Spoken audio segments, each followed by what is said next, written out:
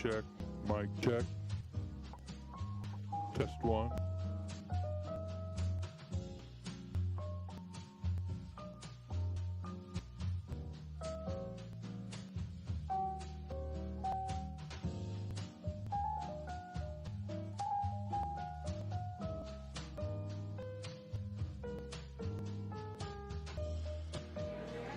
Testing, testing. Is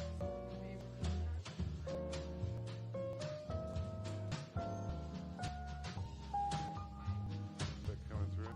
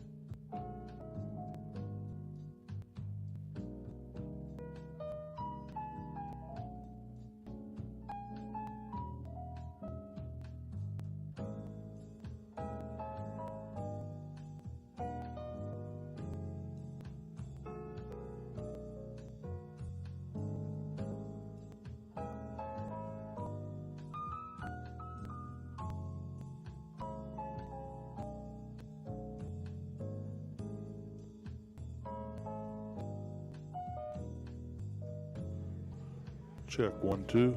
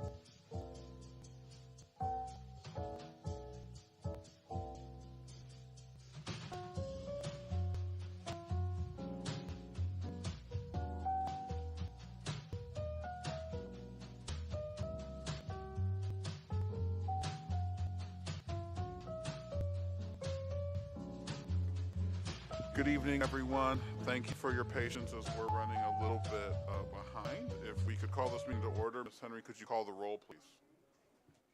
Ms. Al-Hajri, Yes, here. Here. Ms. Sharma, Here. Ms. Hubbard, Here. Ms. Hogan, Ms. Sonier, Present. Ms. Vowell, Here. Ms. Jones, Here. Ms. Cousins, Yes. Mr. Davis. Present. We have a quorum. Please stand as Ms. Al-Hajri leads us in the Pledge of Allegiance.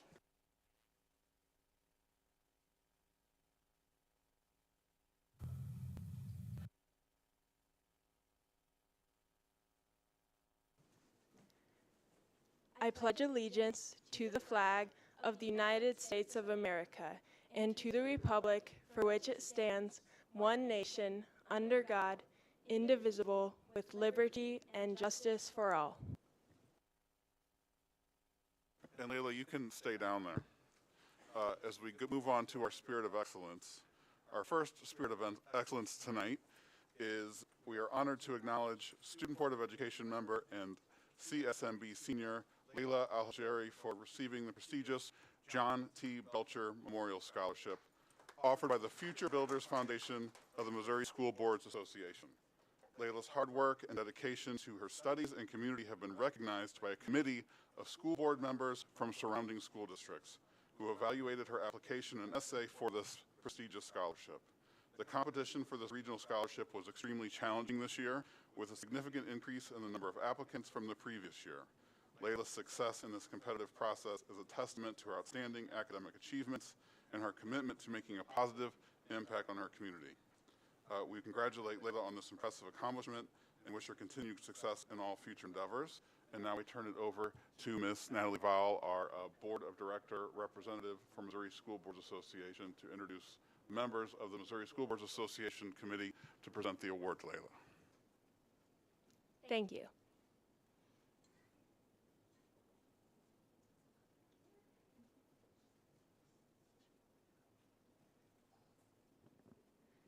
Good evening, board and attendees.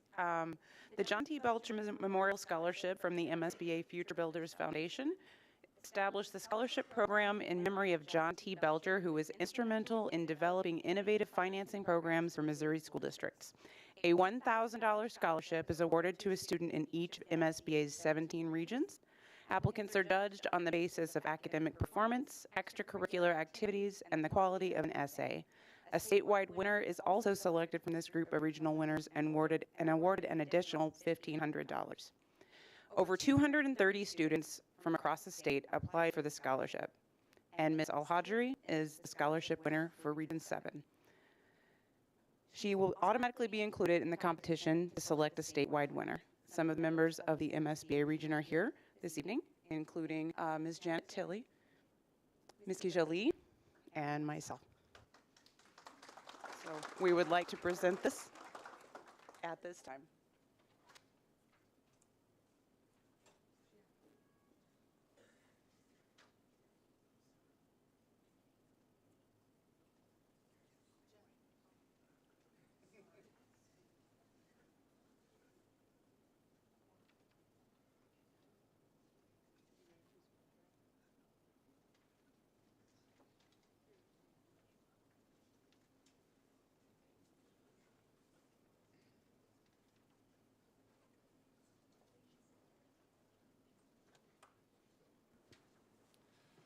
Thank you, Ms. Tilley, Ms. Lee, Mr. Steele, Principal of CSMB, and congratulations and thank you for your service, Layla and Sonali, and Raquan, who is working but not here.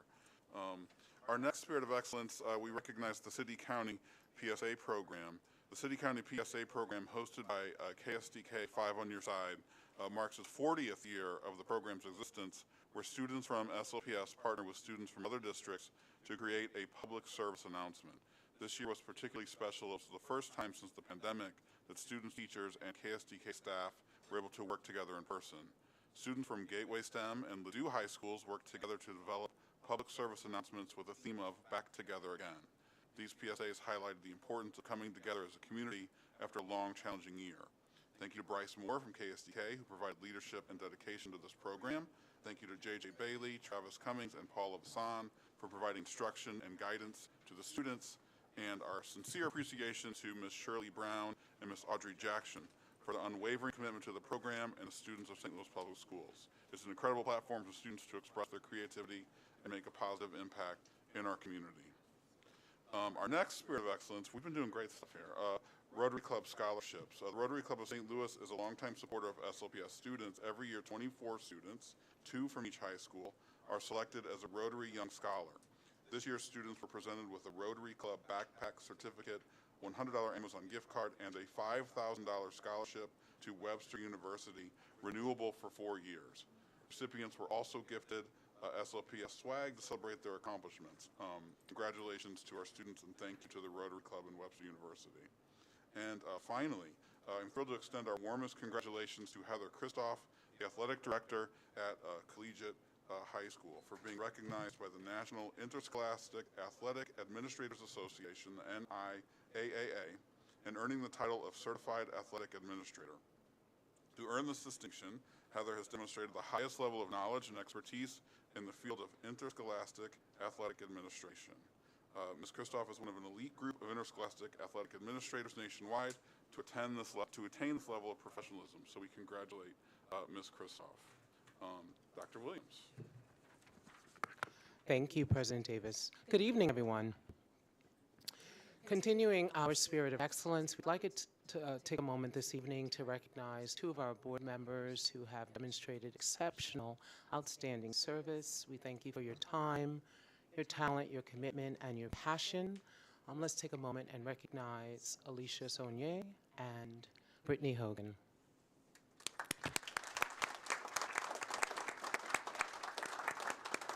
We have a small token of appreciation from the board and our school district. Ms. Saunier and Ms. Hogan, we will make sure you receive yours as well. Ms. Hogan, you must be present to win, sorry.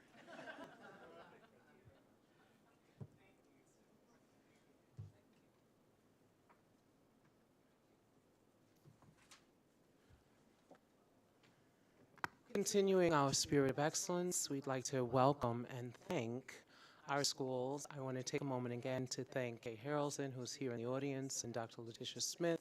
They have been intentional each month in bringing us talent from across the district, so tonight is no exception. I'd like to take a moment and just thank McKinley High School and McKinley Middle School.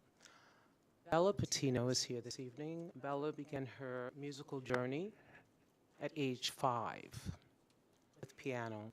She joined the percussion section in McKinley's beginning band in 6th grade and was promoted to wind ensemble in the 7th grade. This year, Bella was awarded the Outstanding Soloist Award at Festival Disney, a national band competition. Let's give Bella a rousing round of applause. Aside from band, Bella is consistently on the academic honor roll. Last Friday, she received one of the 3 top money prizes at the SLPS Art Show at the St. Louis Zoo, taking the zoo's President's Award and first place in the Digital Photography Division. Bella continues to play piano and enjoys competitive swimming with her local club. Tonight, Bella will perform a piece on the marimba. Let's welcome once again Bella Patino.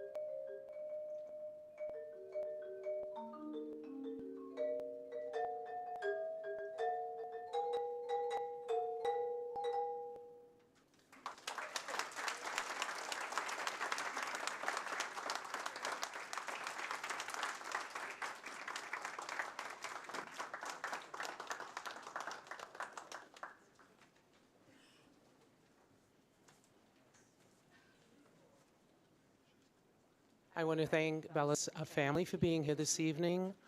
In Spanish, we would say bella, and like Bella, but bella, and beautiful, absolutely beautiful. Thank you very much to our McKinley family. I want to thank Network Superintendent Dr. Darren Mitchell, who's here this evening, and our principal, Dr. Holloway. Thank you very, very much, and thank you to Bella and her family for being here this evening. Thank you. Next is approval of the minutes. We've got to move approval of the minutes before the performances because it's just very anticlimactic. Or maybe we could have music under the. Under there. Yeah. If we get a motion to approve March 28th and March 14th minutes. Motion to approve March 28th and April 4th minutes. Second. I'm sorry, did you say April? Sorry. That's right. So we've got March 28th March 28th and March 14th minutes. and March 14th minutes. Okay. Ms. Henry? Ms. Hubbard? Yes. Ms. Hogan? Ms. Saunier? Yes. Ms. Vaughn? Yes. Ms. Jones? Yes. Ms. Cousins? Yes. Mr. Davis? Yes. Motion passed. Dr. Williams? Thank you very much. Just continuing with our spirit of excellence, I'd like to take a moment just to recognize our Camp SLPS. We are so excited about the work that's happening out of the academic department, led by Dr. Smith Jr. and certainly by Dr. Tyler Archer and Network Superintendent Dr. Angela Glass. So thank you very much for the work that you're leading. Our registration for Camp SLPS is still open to all students who live in the city of St. Louis, so please visit our website. We have exciting opportunities for students of all ages from grades K through 12. So please visit our website, please register, please come out and celebrate Camp SLPS June 5th through June 30th. Finally, I'd like to just announce that our calendar, our academic calendar was approved by the board, and we have a student-friendly calendar and a family-friendly calendar on our website, so please visit our website for the 2023-2024 academic calendar for the St. Louis Public Schools. We have some exciting activities happening throughout the year, and that's one of the ways that families can find out what's happening in our school community. I'd like to begin our presentations this evening, our superintendent's presentations. I'm going to ask the board to just bear with me. I'd like to make a very slight switch. I'm going to ask the Verizon Labs to be the first presentation this evening. So Deputy Lori Willis and our principals from, I believe, Long, Benicia, Nanez Hunt is here. I'm going to turn it over to Deputy Willis. Thank you very much. I think we'll be very excited to see some of the work that's happening with our Verizon Labs, and that work right now is led by the Office of Institutional Advancement, Deputy Lori Willis. Deputy Willis. Thank you very much. It's my pleasure to be here representing my colleagues in academics and IT as we talk about one of the most amazing new projects to come to the district, and that is the Verizon partnership. And I'm going to tell you a little bit about that. But first, let me introduce you to our St. Louis Public Schools team. First, we have Ms. Principal Benicia Nanez Hunt at Long Middle, and we have Ms. Paris Bateman. She's an AIC at Yateman Liddell. And we have Erin Kane, who is our Director of Development. And Natasha Mitchell is here somewhere. Natasha is also part of this team. We are really making some inroads, and I have to give a lot of praise to Ms. Benicia here because she started a journey that enabled the rest of us to just come along for the ride. And she is still leading in this space, and we're very excited to have her because of her, we have the second and third iterations of this Verizon Lab. So let me explain a little bit about Verizon, the partnership. You don't just have Verizon, as if that's not big enough. You have Verizon, and there are three other leads. You have Arizona State University, writes all the curriculum and works very closely with all of our team. You have Heart of America. Heart of America is a nonprofit based in Washington, D.C., and I think you might know that ASU is ranked #1 according to U.S. News and World Report. So we have Verizon, Heart of America, ASU, and Digital Promise. Digital Promise, we'll tell you a little bit more about that when we go into the iPads. So we call this program VILS. You might have heard it called VILS because it's Verizon Innovative Learning Schools. And it is a nationwide program that brings cutting-edge technology, tech support, lesson plans and professional development to students and teachers in underserved schools. SLPS is a proud recipient of a Verizon Innovative Learning Lab built from the ground up with specifications from Verizon and Arizona State University. The lab takes students beyond the school walls by providing platforms, virtual reality programs, 3D, and more. And before I turn it over to Benicia, I'd like to ask Cheryl to please roll the short tape we have for you.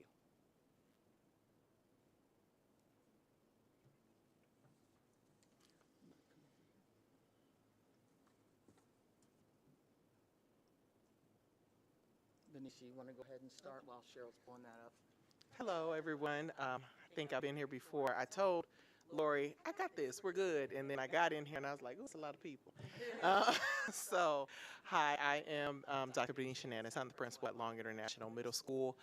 So, as she stated, started this journey back in 2019, 2020, moving through the application process with 4 schools: Long International Middle School, Yateman Liddell College Preparatory Academy, got it right? Okay. Pomosia, as well as AESM. So the 4 schools, we entered into Verizon Innovative Learning School Agreement partnership with Verizon and Digital Promise. Through that, we were able to, while the district has already supplied one-to-one, we're able to supply one-to-one Verizon devices with LTE and data processing. Along with that, keyboards for a majority of our students, as well as professional development that comes for a 2-year process with them.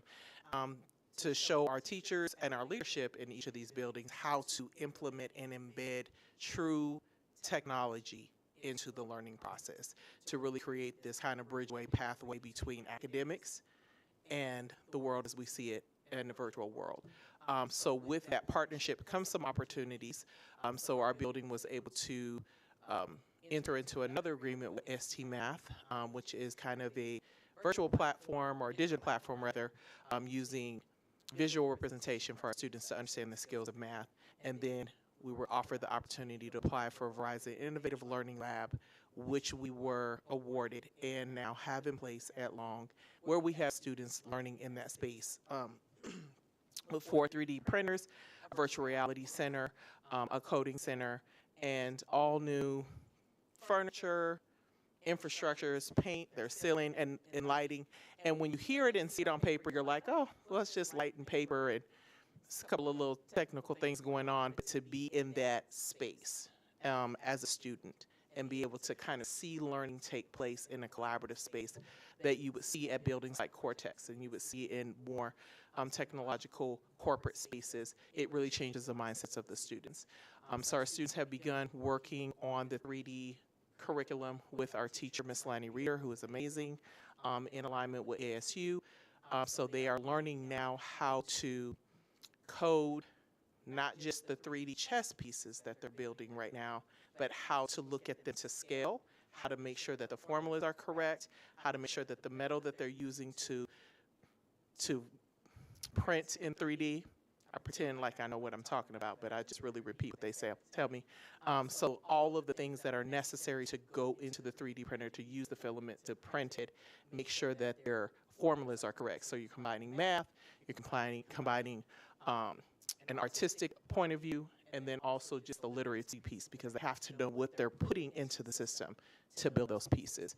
So outside of chess pieces, they're moving into creating their own models of the solar system using the 3D printers, and then being able to tie that into the virtual reality of seeing what the solar system looks like, understanding the vast distance between the planets and how to recreate that using the 3D printer. It's amazing, and I'm so excited that they're excited to be in that space. So I think the video is ready now.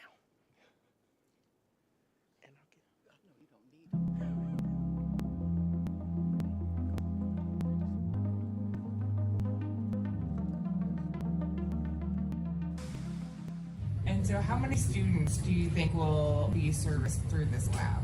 So this year, probably 180, just this year. And that's only in one semester, so. And for what percentage would this be the first experience with some of these things? Oh, I would say 90%, unless they've come from outside district. When they came into this space on the first day, they just lit up. 3D printer is my favorite because I haven't used it or seen one. So it was very interesting to get to acknowledge one, get to know how it works, and get to program things where I can print it out too. I want to make a mask I saw on TikTok. I think it's important that this school got a lab because before it was computer science, we didn't have a lab. And so like we couldn't really explore nothing for real. So, but now it's like we can explore more things. Teaching the kids that you can take the things that they learn upstairs in their core content, and we're just gonna start putting it together. So they're learning about the Boston Massacre. We've been to the Boston Massacre in VR. We can make 3D games.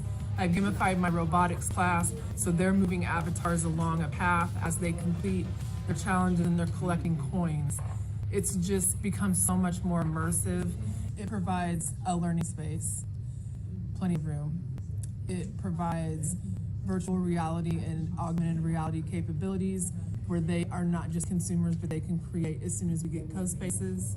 3D printing, we have the coding on the robotics. It just gives them a creative outlet, a place to think critically, and to learn to communicate with that vocabulary and language. So that's the room. It even looks better now. And that was how many weeks ago? Probably about 2 weeks ago. 2 or 3 weeks ago. So now when you go into the space, you see the students actually facilitating their own learning in that space and directing their own learning.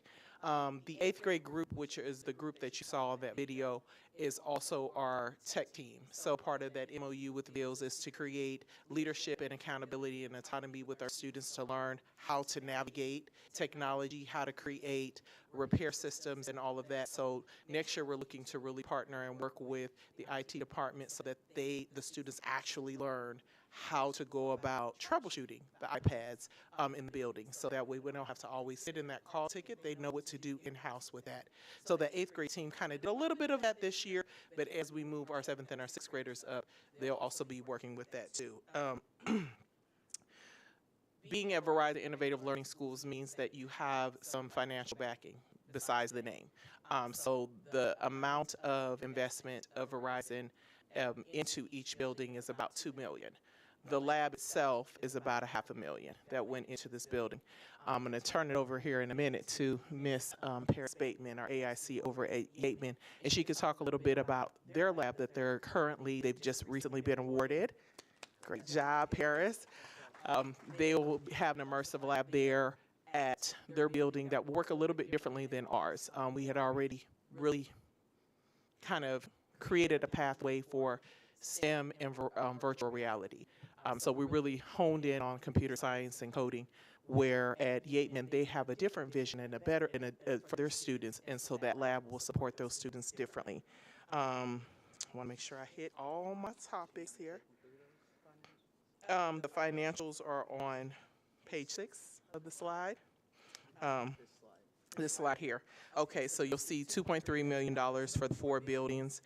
That was professional development. That was iPad, technology behind those iPads, the curriculum, the apps that come with that, the support in that, as well as training for our academic instructional coaches at all 4 buildings, as well as the principals, and having that kind of mentor, Digital Promise really mentor each of these schools. In addition to that, as I said, the lab is roughly that we have is about $500,000, $450,000 of construction, technology, just totally, as you saw, from the guts to now of what it is. And then we have over 400 at Long, over 400 iPads that are allocated for us, for our students, so that if they do run into repair problems, replacement problems, that is covered. So Yateman will have a lab that will be coming to them. It's approximately $250,000 with the same type of iPads as well. I think they have 400, 300, the 400 as well. And then AESM and Pomoja have already been attributed their additional 400 iPads that they will maintain. We've just, Yateman and Long has just been awarded a 2-year extension with these programs, so we'll continue to have support and partnership with these partners, as well as open more opportunities for us as we continue to grow in this digital partnership. And with that, Ms. Paris Bateman. Hello, my name is Paris Bateman. I am the academic instructional coach at Yateman Liddell Middle School, and I want to take this opportunity to personally thank Dr. Hunt for being the champion for bills and guiding us, myself, and Principal Crumble through this process, and so I am forever grateful to you as well. So I want to start by saying we're going to have the immersive lab, just as Dr. Hunt said. So we won't have the full lab because of the space. But we have started getting equipment in. We have about 75% of the equipment in. They are going to start breaking ground, as I can say, probably sometime this month. So we're so excited that Yateman Neighborhood School get to experience the virtual part of that. So I can't express to you how excited I was when Yateman was awarded that lab. So our students on the north side get to experience everything that, no matter what side they're from, no matter what community they're from, household they're from, they'll still get a chance to experience that. And we work really, really hard to get the lab. We work really, really hard to get the 2-year extension. So I am so grateful for my colleagues and our scholars at Yateman as well. Like Dr. Hunt stated, we will have 3D printers. One of the most exciting parts of our lab, our entire wall will be a dry erase wall, a glass wall. So I'm excited for that because we know our scholars, students like to write on things. And so when they write on them, they don't know that, we can wipe it off. So I'm really excited about that. I am so excited. The transformation that we'll be doing for our school is different. So every scholar in Yateman will get a chance to touch the lab, the learning lab, and have that learning experience for the STEM. Every week, like on a Monday, our 6th graders will go into the lab. That would be their designated day. 6th grade, 7th grade, 8th grade, and related arts will have it, as well as exceptional ed. So I'm excited about our exceptional ed students getting a chance to experience this virtual learning lab as well. I'm going to talk about some things that Verizon Bills has been exceptionally grateful to us in our cohort 8. Verizon just paid for 5 staff members and myself to attend a integrating workshop that was cost to Bills about $12,000 for a whole week in New Orleans. So we are forever grateful. We received free material, microphone balls, things that the kids can get engaged in class to help them with ways to check for understanding because we're making it fun. So we are forever grateful with our partnership with Verizon as well. Bills has been beneficial to us because with the highly transit population such as Yateman, our students have been able to avoid the traditional district fees for maintaining the technology. We are prepared to offer a fully immersed STEAM experience for kids because every teacher will build a technology integration component into their lessons. Every teacher and every staff member will be trained on how to use our lab. So it doesn't matter if you're a counselor or if you're a social worker or what capacity that you're in our family, everyone, and this is by Bills, is going to pay for that professional development. So I'm so excited for that as well. We're going to use the Bills resource to help us generate interest in STEM and STEAM-based careers as part of the college and career-ready pillars of our mission. So that's very important to us because our students sometimes, they don't think about going beyond the middle school, right? So they're not exposed to a lot of things. And so it's our duty as educators, right, to make sure that every kid, no matter what side you're from, is exposed to everything like everybody else in the district. So we're forever grateful for that as well. And so I'm so excited to see our transformation as well. So our room is completely empty. It is ready for everything that they have. And I'm so excited for the camera to be put in so we can see, we can see the transformation. So about 2 weeks ago, they gave us a 3D how the room is going to look, and it is amazing. So I'm so excited for Yateman's transformation to look exactly like Long. Thank you. How excited are you? So excited. So I just wanted to touch one more time on something that Benicia brought up, and that is the sustainability plan, because this is where Erin Kane and Natasha were very, very helpful, and of course Benicia and the whole team. But we were able to create a sustainability plan that Verizon said was strong, and that was good for us coming into this very new on the end of it. So I just wanted to make that point. Did anybody else have anything, or you're ready to take questions? Just real quick, I didn't say how this connects to our transformation plan. So this hits pillar 1, 2, 4, and 5. And if I finagle it a little bit, I can definitely make pillar 3 a part of that as well. But I think that's all the thing I didn't say. Any questions? Sorry. I just wanted to commend you. Some of the board members and myself got to see the lab. But we're always talking about how to leverage these partnerships into traditionally underserved spaces, so well done there. Thank you. Thank you. That was definitely a big part of this, is making sure that our neighborhood schools and schools that don't normally get touched and have giant partnerships like this, we're able to have that, the relationship. I just want to say thank you so much. I mean, I'm excited, and I'm not going to this school.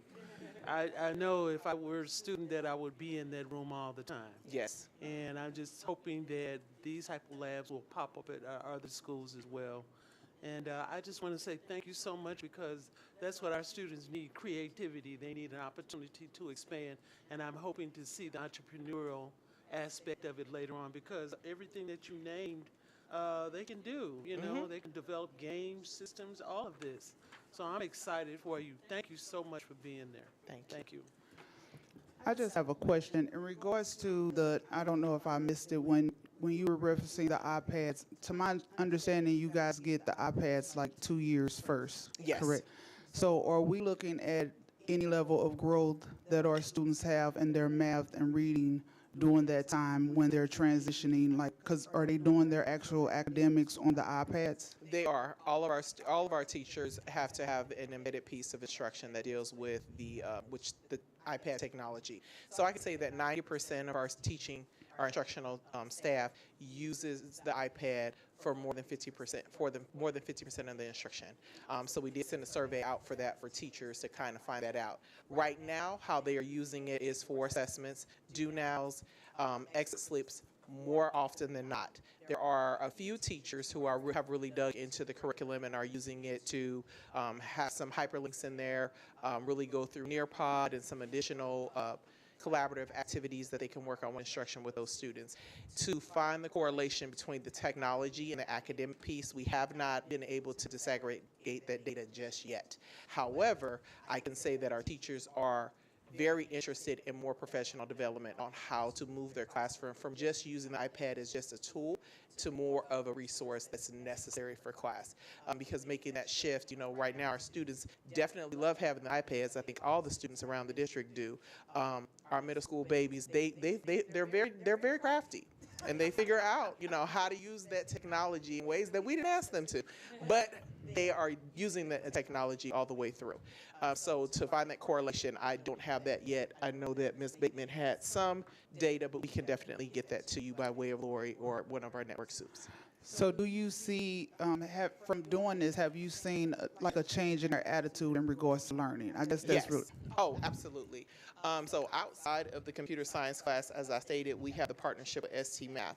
So all of our students work at least 20 minutes a day using ST Math, where they've been able to grow their math skills by grade levels. Okay. And I would like to see how that data corresponds with their STAR data, because it may or may not.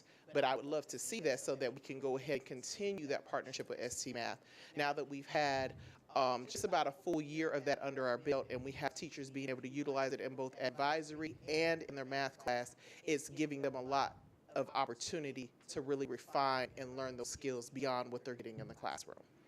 Okay. And I too would like to commend you, all of you all, on this endeavor. This is definitely what we're looking for when we're saying long-term relationships and how we can be more creative on the academia side of working with our kids. I'm sure your attendance is probably a factor. It's probably supporting, looking at your attendance, how the students are probably looking forward to coming to school to be a part of something like that. So I commend you guys for all the outstanding work. And as hard as you guys have fought for this lab, I'm very impressed with what we've been able to see. Thank you for your service. Thank you. Paris, did you want to add to that? So I do want to add one thing with Yeaman. So I was so excited when our scholars, right, got a chance to take the iPads home, because in some of the households, this is the only part of technology that they have.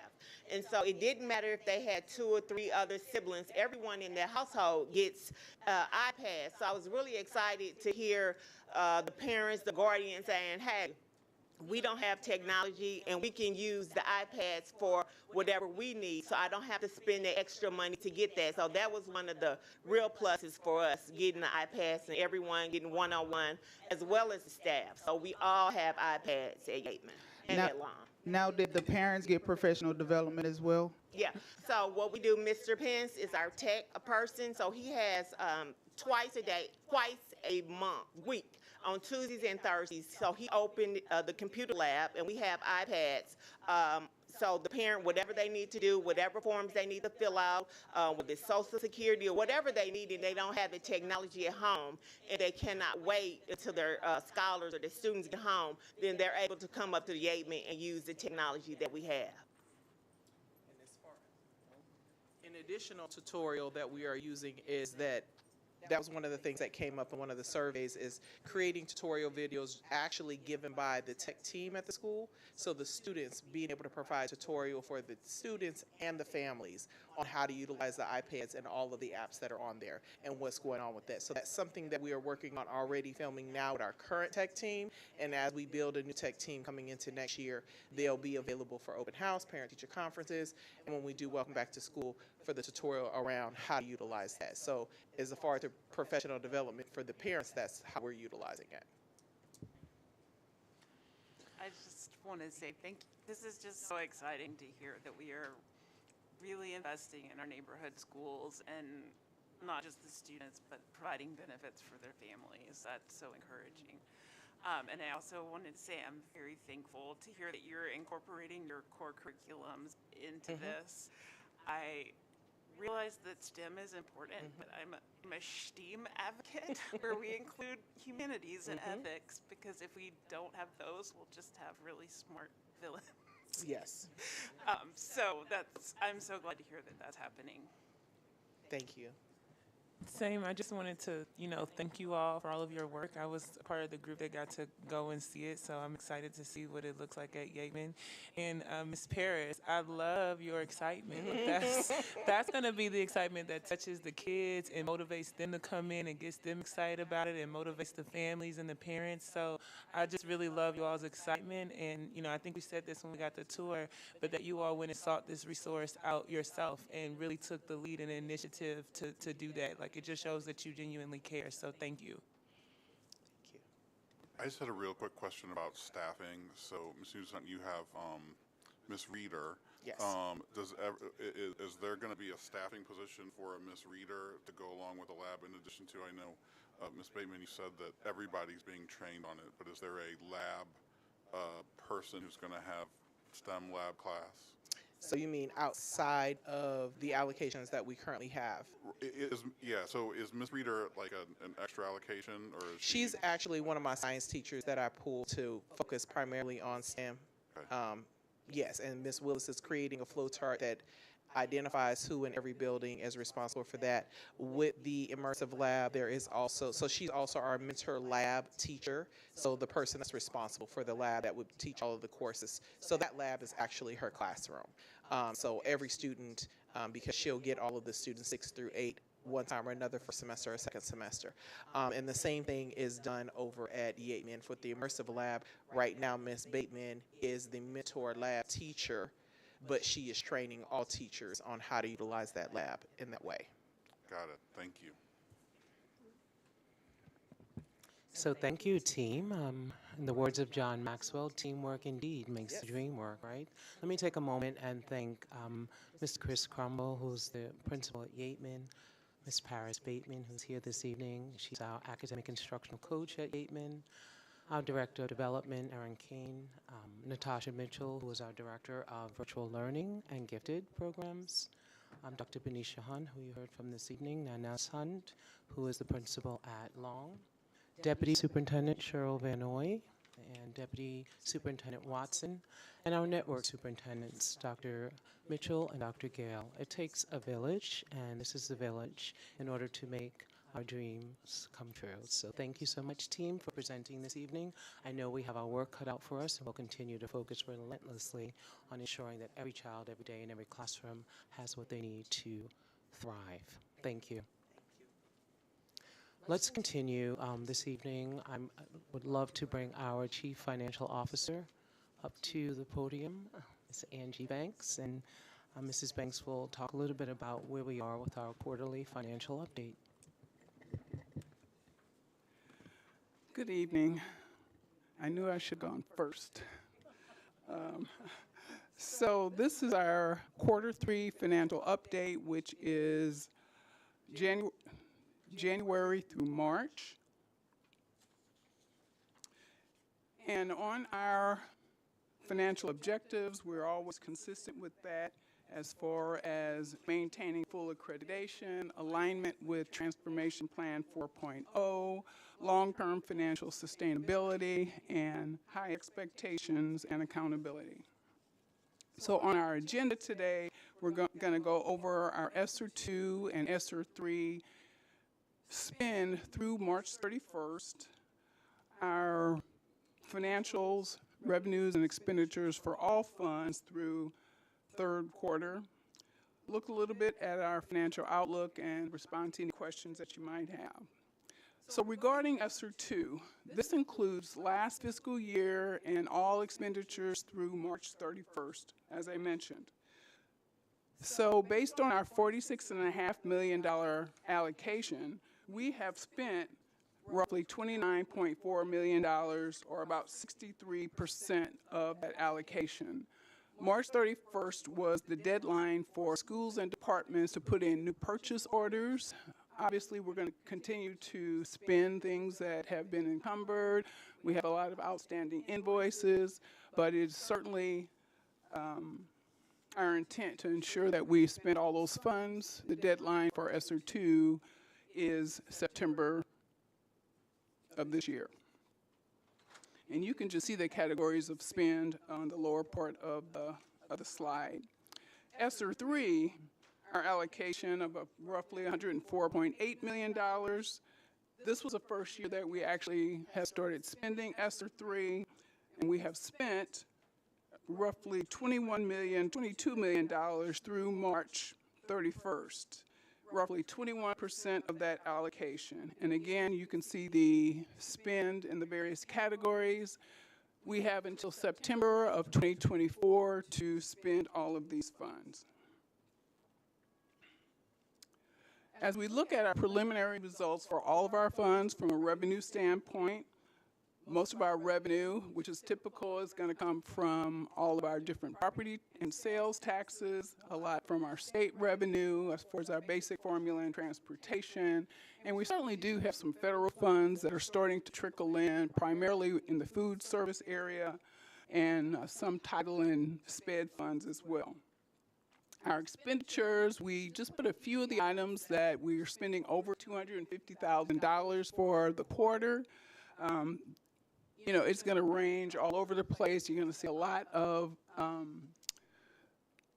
things from quarter to quarter, but something that you probably haven't seen is election costs. We probably spent close to $600,000 in election costs, as the Board of Election Commissioners was kind of behind schedule for a couple years, so we had to get caught up.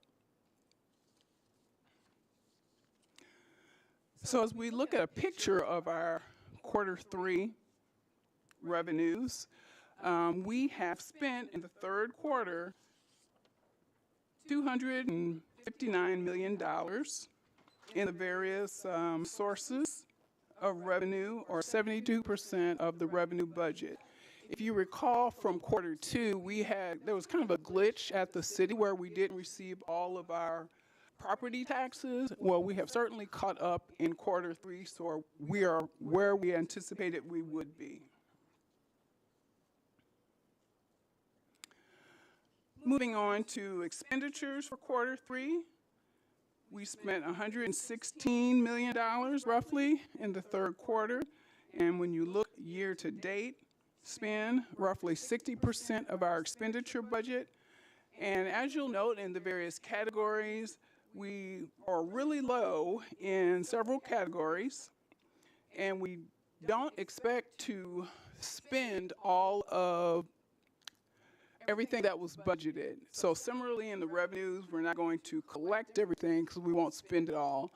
We did budget probably more in federal revenues, which is going to be our ESSER and our title and comprehensive, and we're not going to spend all that. And what we don't spend, other than ESSER 2, will roll over into the next year. So financial outlook. Of course, we talk about this often. We're in a very strong financial position right now. As of the end of last year, our fund balance is at about 47%. That's probably going to grow to about 50% at the end of this year. So things are looking really good right now from a financial standpoint. However, there are some future concerns. Nothing that's real dire, but things we certainly need to be aware of and plan for. You've probably heard about the funding cliffs, particularly with ESSER. You know, a lot of districts put staffing on ESSER, and as that's going away, now you have to figure out what to do with those staff. We really didn't do that, so we don't have as big of a cliff, but certainly as we have purchased a lot of things with ESSER, you know, a lot of people are very excited and want to continue with some of the professional development and other things. So we're certainly going to have to be mindful of that as we're planning forward. With the state aid, you know, we certainly didn't anticipate that we would continue to receive as much state aid as we have, but some things have changed with these ESSER years. So we do expect for that to drop off and probably end in the next year or two. There's a lot of things in legislation that come up from year to year. Certainly don't have to tell you, but there are some challenging things regarding property taxes, open enrollment, et cetera, et cetera. So what I'm proposing, and I've certainly talked about this before, is that we really take a strategic look at what our priorities are and make sure that we're budgeting and planning so that we can do things in a sustainable way, with our payroll taxes being up, our payroll costs being up significantly this year over the prior years.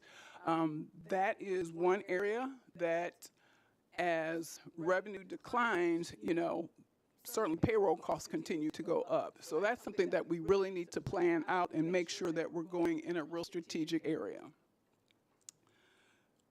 And the financial system analysis that the Kansas City Chief Financial Officer provided to the board, I think it was sometime this year or last year, really looking at some of those strategic priorities and right sizing, and those things should be part of the discussion. So that's really all for my presentation. I'd be happy to answer any questions you might have. Recently, I've been hearing on the news, maybe like other people, that the government is considering getting rid of the dollar and going to digital currency. And I wanted to know, would that affect SLPS in any type of way in the future? That is a fantastic question, and certainly something that I haven't spent much time thinking about. I will certainly consider that along with some of my peers, but I can't see how that would have any immediate impact, but that is something I'll put on my radar. Thank you. I'd love to know more about the election costs. Well, thank you. The election costs, basically whenever there is an election in the city, the different taxing districts pay a percentage if they have something on the ballot. So of course we've had various things. We've had Prop S where we've had elections. We've had board different elections. So we contribute to the cost to run those elections. A follow-up on that. So do we pay a percentage every time we have something on the ballot, every time there is a school board election, or is it based on number of seats in the school board election or number of propositions on the ballot? Can you kind of break that down for us? Yeah, it's actually based on kind of the percentage of what is on the ballot. So if we were like the only ones on the ballot for Prop S, we would bear the significant portion of those costs. So it's really based on what's on the ballot. And do you know the overall cost of what the elections cost for the city above the 600,000 that we're paying? I do not, but it's roughly 600,000 because we haven't even paid for the April election yet. But I think it's 500 and some odd thousand that we actually paid already was for not only the elections from this year, but probably for the past 2 years, as they had some staffing, concerns. They just didn't get their invoices out.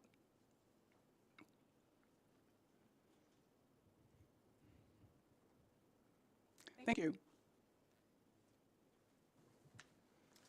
Thank you very much, Mrs. Banks. We will continue with our presentations this evening. I'd like to invite our Chief Human Resources Officer, Mr. Charles Burton, to frame some of the work that we're doing to ensure that we recruit, support, and retain the highest quality talent here in the St. Louis Public Schools. Mr. Burton. Good evening, members of the board, staff who are present. I'm here to kind of follow up on our conversation related to the review of HR processes and procedures by the Council of Great City Schools. And so this is the first step.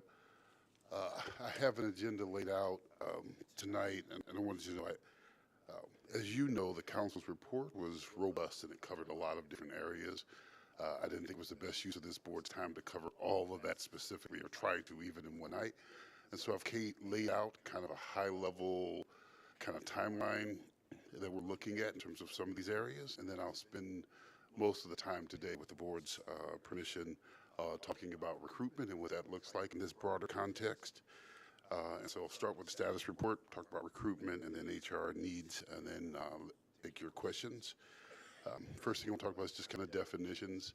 And so you'll see in terms of the timeline that I've given you and the bigger spreadsheet I've shared with you before, we're talking about doing this work in phases. And so phase one is things we anticipate will be completed prior to the start of school and this school year. Phase two is those things we anticipate will be completed prior to the end of the 23-24 school year. And then phase three are those things we anticipate will take longer, 2 to 3 years. And so just kind of give you a sense of what that work looks like. High level, again, looking at the first areas that the council made a recommendation regarding was continue to move HR forward, setting a laser-like focus on customer service. And so they talked about convening a team to analyze the findings in the report. That work's already begun. HR is already meeting with leadership from finance and IT to look at that work, and they're taking place weekly. And so we're very engaged in that work together. We're engaging, we'll expand that group as time goes on to make sure we're inclusive and we engage all stakeholders in that work. Looking at two, we've already started the cross-training in HR to address that issue there, number two. Moving on to the next slide. Looking at implementing a systemic review, evaluation, and reconstruction of the department and teachers recruitment. That process too has already started. I'll spend a lot of time talking about that a little later, which is why that area there is bold. I think that's the best way to talk about that. And again, too, we're talking about a comprehensive approach to PD and onboarding. That work too is already started and will be ongoing.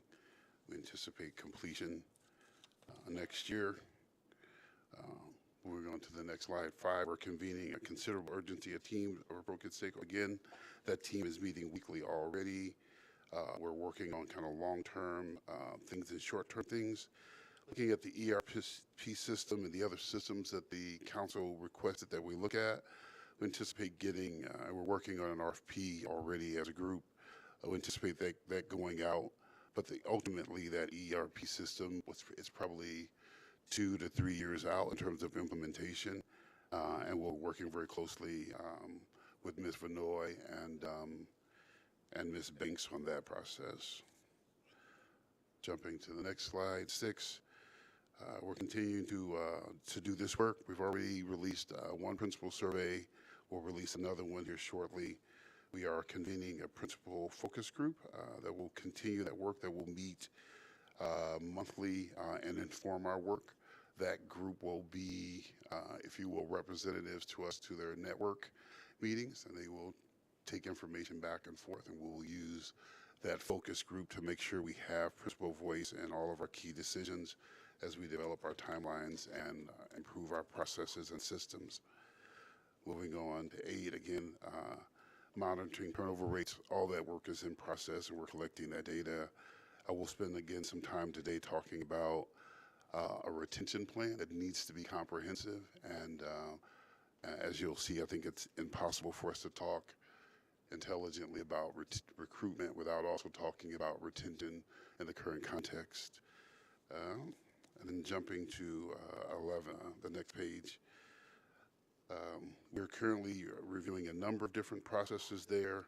In 11, we're reviewing weighted staffing formulas from school districts across the country, and then looking at what of those things makes the most sense for us. We're working with HR and with finance in that process. And again, developing a concise reporting stuff that's in place. And then we've already started boot camps and internal cross-training in HR, and that will be ongoing. Next up, I want to kind of, if you will, talk a little more intently about this notion of recruitment and retention and give you some context, if you will. And I think it matters, or it bears noting, that the number of teacher certs issued in the state is declining, and it's declined by 10% over the last 5 years or so. Looking at teacher retention, again, throughout the state, you don't have this slide, but teacher retention after 3 years throughout the state is 51.8%, which is consistent with ours, and after 5 years it's 38.2%, which is also consistent with what we're seeing here. And then the areas of greatest shortage are similar to ours: elementary 1 through 6, special education, early childhood, social sciences, middle school. Middle school is a problem, middle school social sciences, middle school math, and then of course physics. As we look closer at the challenges we're dealing with, the next slide, we can see it's consistent with issues we're dealing with throughout the country. The National Education Association reports that approximately 55% of educators are more likely to voluntarily resign or to pursue other careers or retire early. That's the state that we're dealing with nationally. Higher Education Jobs reports that approximately 16.5% of jobs in education were open last year, and they anticipate that that trend will continue. The number of working age Americans, again, just looking globally, what we're dealing with, is declining and has declined for several years now. It's only a 1% decrease, but it is the lowest it's been since 2015. It's part of our context, part of our challenge. Looking again nationally at other school districts, in Texas, Houston alone reported nearly 1,000 vacancies in early August. I have this. In Maryland, more than 5,000 teachers reportedly left the profession in 2022, leaving Baltimore with an estimated 600 or 700 vacancies going into the fall. The Department of Education officials in Pennsylvania are calling the state a crisis, and they anticipate they'll have thousands of vacancies by 2025. And then our neighboring state, Kansas, is facing what's called the most severe teaching shortage it's ever had, and about 1,400 teaching jobs were unfilled in Florida. And it goes on and on. Missouri is again listed as one of the states with the highest shortages of teachers. And again, that all gives context, because the truth is the work we're doing is we're trying to get a bigger piece of a shrinking pie. And that's a challenge for us as a district. It's part of the work we're trying to do. And so we take the work very seriously, and we're trying to do that. This year, the first year, we were able to hire, we were able to add to our staff and build our recruitment team. So with 2 recruiters, we haven't had recruiters at all. In fact, I think there was no one in HR with recruitment in their title 6 years ago. And then, of course, we were able to hire a Grow Your Own coordinator who has deep roots in DESE this year, which has been a benefit to us. We're partnering with a number of persons you can see: Indeed, ZipRecruiter, LinkedIn, Glassdoor, Handshake, Google Search, and others. And this year that's resulted in over 1,000 teacher applications. We've developed and have rolled out a teacher referral program and staff referral programs where we pay our staff to refer teachers. This year, again, we had recruiters. Last year, with no recruiters, we were only able to attend about 15 career fairs. This year, we were able to attend over 40, and we were able to expand that into other and neighboring states. Most of that last year was local. This year, we were in Georgia, and Texas, and Kansas, and Tennessee, and Illinois, Indiana. We were all over the country. We've started a paid student teaching program, and so if you do student teaching in St. Louis Public Schools, we'll actually pay you to do that. And then if you come to work for us, we'll actually place you on step B instead of step A, but you got to sign a 2-year agreement to come work for us. It's really aggressive. Working with, we have 34 student teachers this year. 8 of those are interns who are being paid. Of course, you know about the pipelines. We've talked about that before with STLR and UMSL, our Grow Your Own programs. This year, we launched for the first time our Grow Your Own program with Lincoln University, which is for our non-cert employees, our paraprofessionals, who are able to work for us during the day, attend classes at night, some of which are taught actually by our staff online, some of our principals. I'm excited about that. And then become teachers working for us. Again, that comes with a commitment. And additionally, this year, I'm proud to announce we have we're piloting our first student Grow Your Own program. And so we have 5 students who receive scholarships who will become teachers for St. Louis Public Schools in 4 years. After they graduate, we're excited about that. Additionally, we have partnerships with various temp agencies to fill particularly the central office vacancies. I think 2 years ago, because of the teacher shortages, we started credentialing substitute teachers. We actually pay for them to get their credentials. And so this year alone, we've credentialed over 453 subs to come work in St. Louis Public Schools. Again, a very aggressive. And of course, we've developed a career ladder.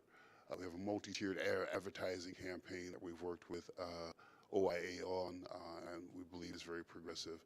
And then this year is the first year we roll out a relocation assistance program. And so if people come from other states or far, we are paying people to move to St. Louis to come and do this work. And so that's kind of a high-level overview of what we're trying to do around recruitment. The challenge is it's not enough, right? We still don't have enough teachers, and it's not enough in part because of the context in which we're working in. The pie is shrinking, but it's also not enough because we can't keep teachers. And so you'll look at the retention data, and this is the part that's kind of challenging. The reason teachers are leaving has to do with working conditions. When we ask them what working conditions are, they say support around discipline, school-wide systems and policies. And so that work that we have to do as a group, as a district, with the help of this board, which has shown a heart for this work. The other piece of this, too, to get a sense for what those numbers look like, if you will, because I think I have here, too, what the reason why other staff are leaving, too, and it's very similar. But to kind of give you some sense of this, right, statewide overall retention of teachers is about 88.1%. Our overall retention hovered around 83 or 84 for multiple years, but this past year dropped to 78, right, which is a huge, it's 10% below the state average. That's a challenge for us, again, one we have to solve together. The other challenge is, if I can help you get your mind around this, we've hired 831 staff members this school year since July. We've already separated 434 of those, right? That's a challenge that we all have to face together. And so we need help. We need to do a couple of things, I think, together. One is, and I think Ms. Banks talked about this a little bit, about clarity around district-wide strategic priorities. If I could do this, like, there's a sense in which some people, there's a philosophy that says all we can control is what's in the classroom, right? And so if we coach teachers and teach teachers to teach, students will be engaged, student behavior will be better, and school culture will be appropriate. And then on the other end of the spectrum, there are the people who say, if you don't take care of the stuff that's not school, right? If kids don't eat, if kids are worried about housing insecurities, if kids are worried about mobility or bullying, they can't focus on learning, right? And what we haven't said as a district, like where we are on that spectrum of things, and we need a sense of what that is as we budget this year. And so we're talking about a weighted staffing formula. But obviously, if our focus is on this end, then I'm more concerned about paying coaches. I'm more concerned about that work. If we're more on this end of the spectrum, then I'm more concerned about hiring family community specialists or in-school suspension monitors, right? And so I think we need some sense of where that is. I think our school improvement plan is important and it's good, and I think it gives us some direction. I don't know if it answers that question for us. Secondly, we need partnership with other teams in spaces where we get to have those conversations about, and I've talked to the deputies about this too, the district value proposition. What is the promise we make to people when they come to work for us? And then how are we all working together to keep that promise? Because that's what people say or why people leave, right? Then we need work and support around collaborative work around leadership development, collaborative work around teacher retention, other staff retention. Again, this weighted staffing formula. Last two things, and I'll take questions. I realize I've talked fast and long. Flexibility, and I have on here central office, but it's also around staffing too. For HR staff, for finance staff, for technology staff, we're competing with Google and all those people. And they all get to work from home. They all have all these other opportunities and so forth. And I don't know what the answer is. I do know if we are not more flexible in terms of the way we've already lost staff already because they have opportunities to walk in that kind of flexibility and use those gifts. And so that's important. The other thing has to do with flexibility around staffing. If we know, and I know everyone's talked about Maurice in this room before, if I can't get a calculus teacher to Roosevelt physically, I ought to be able to find a way to get one there virtually. We ought to have a plan for that. I realize the tiers is a challenge as relates to that, but it seems like that's one we can solve if we put our heads together. So that kind of flexibility and creative solution finding. And then the last thing is just meaningful opportunity and time to engage our peer districts in this work. If I'm really honest, we're trying to solve a problem nobody solved yet. And so the kind of discourse that it takes, the kind of robust relationships with other school districts, urban districts who are trying to solve this problem's critical. An example of that has to do with our ERP system. LA Unified uses SAP, which we have, but LA Unified has a whole host of programmers who pay for it because they're 10 times our size, right? We got one programmer in SAP, and it's a challenge. She's amazing, don't get me wrong, she is. If she's listening, you're amazing, but it's not enough, right? And so we have to find a system that fits our size and fits our needs, and that involves robust conversation with others, all right? I've said a lot. I'll listen and take your questions. Yes. Is the program where the students get a scholarship to be SLPS teachers in the future, is that available to all students, or is that an application thing? It's an application thing, yes, but. Is that going to be a next year as well, another thing? Yes, ma'am. Awesome. I just didn't ever hear about that. I think that's a great thing. Thank you.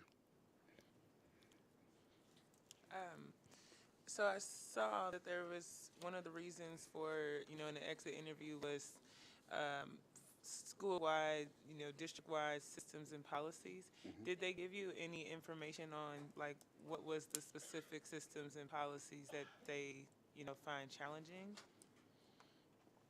I think yes is the answer to that. A number of things related to how we manage discipline and support schools around discipline.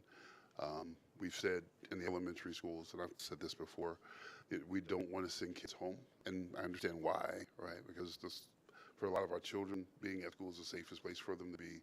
Sending children home sends the message you don't belong here. We don't want to send that. But when we keep the children at school, what support systems do we have there for schools to help that child be reacclimated back into the school, into the classroom, after they've dealt with whatever accountability there is for their actions. So those kinds of things. So they did give you some specific We do like have some of that. suggestions on things we could do to address some of those. Yes, ma'am. Okay, thank you. Thank you. So my question was also about the survey. When you mentioned the survey, was that only the exit survey, or is there another survey that you're conducting with current staff? Yes, and so the panorama survey covers some of that stuff. I don't have that data in front of me, but I'm certainly willing to share that with the board. So we're doing that, as well as we're surveying principals. And again, as I mentioned, we're forming our principal focus group, which will also help us be informed around that work. So I guess I'm wondering, of how many staff, how many people have responded to the survey or have historically responded to the survey? Are we getting good engagement in that survey to get a real picture of how everyone feels, how the climate is in the district? I don't remember what the number is for this spring. I can tell you this fall, for the first time, and we did this again in the spring, we offered schools incentives to have their people participate, and so schools received basically a grant from HR that they could use to on their school for various things. And I believe, if I'm saying this right, I think participation first semester was like 85%, so it was pretty high. And then under item 1D, with the policy review, how can we support you to work with the MSBA policy procedures that we are going to be, we're starting with HR, and actually I had an email today that came through. So do you have a specific timeline? How can we support you in interfacing with MSBA as they come in and help us review those policies? So I don't know that I have a timeline, because I'd want to understand MSBA's process first before I tell you what that is. And so I know that they have a set of policies that are standard for them. My sense is, based on conversations we had 14 years ago, is that their plan would be to take those and have conversations with the department about how those things look. But I don't, so I would say I'd have to know what their process is before I could give you a fair sense of a timeline. I'd love to do it as soon as possible. Well, I just want to facilitate any support that we can, so that we're not, again, working in silos. MSBA says this, the board says this, and then your department comes up with something totally different. So however we can support you and facilitate those conversations and those interactions, please let us know. We're here for that. Yeah, I think just having the right people in the room as we have the conversations, and even though they're HR policies, I think having people who aren't in HR in the room is obviously critical to that. Having key stakeholders, educators, practitioners in the room is going to be critical to making that a success. Yeah. Excellent. And how would you say that we are performing on the panorama surveys with current staff satisfaction?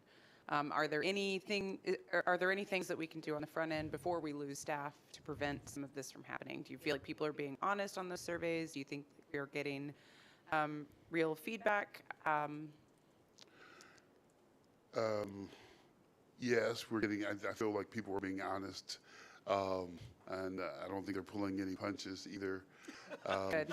It's just, yeah, but I think leadership development's going to be critical, and so a lot of the things and a lot of the feedback, and even I think what I'll talk to the board about a little bit later tonight is it's the way culture is set and developed in the context of a building with leaders, and so we have a lot of work to do in that area, and I think if I were going to plant my flag somewhere, I'd say if we start there, that impacts everything else.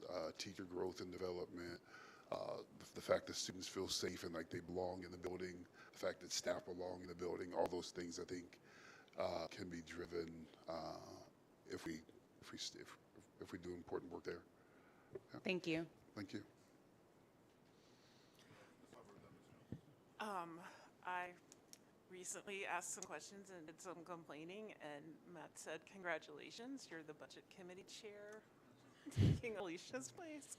Congratulations. Right.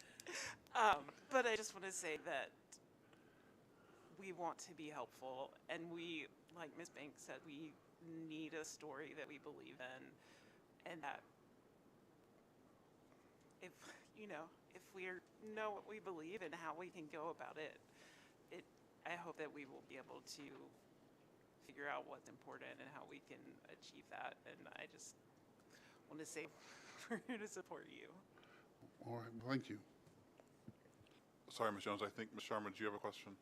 I do. I don't know how true this is, but I heard something that the district's retirement plan is very different from other schools in the neighboring area. And because of that, it makes it hard for, I don't know if it was for people to enter the district or for teachers to leave the district. And I was just wondering if you could speak a little bit about it, if you know what I'm talking about, or maybe I'm making this up. You're not making it up, Okay. so that's good news. The St. Louis County has its own separate retirement program for all the teachers in St. Louis County, and so it's Ladue, Clayton, Rockwood, Summit, all those people are part of one retirement system. St. Louis Public Schools, St. Louis City has its own retirement board. It's not actually part of the school district, it's a separate entity, and they have a really long name with lots of initiatives. The public school retirement system for the city of St. Louis schools or some teachers, really long name, and completely separate from us. It's a pension plan with a fixed benefit. It's different. I want to make sure I'm using appropriate language. So it's different than a lot of other plans. It's great if you plan on retiring from here. It's not portable the way some other plans are, and so I mean that might be a challenge, but that's not, as I see it, not an area we can actually change. Okay, yeah, because I saw that retirement was like the third reason that most teachers left the district. So I was wondering if maybe perhaps that had something to do with it.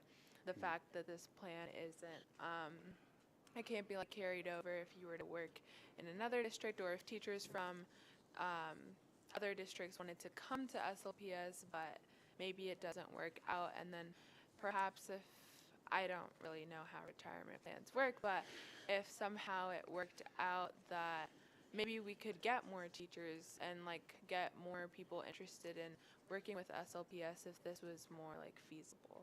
I don't know, but I just wanted to put that out there. And then I also had a question about, you mentioned that we lost like 50% of the new staff that you hired this year.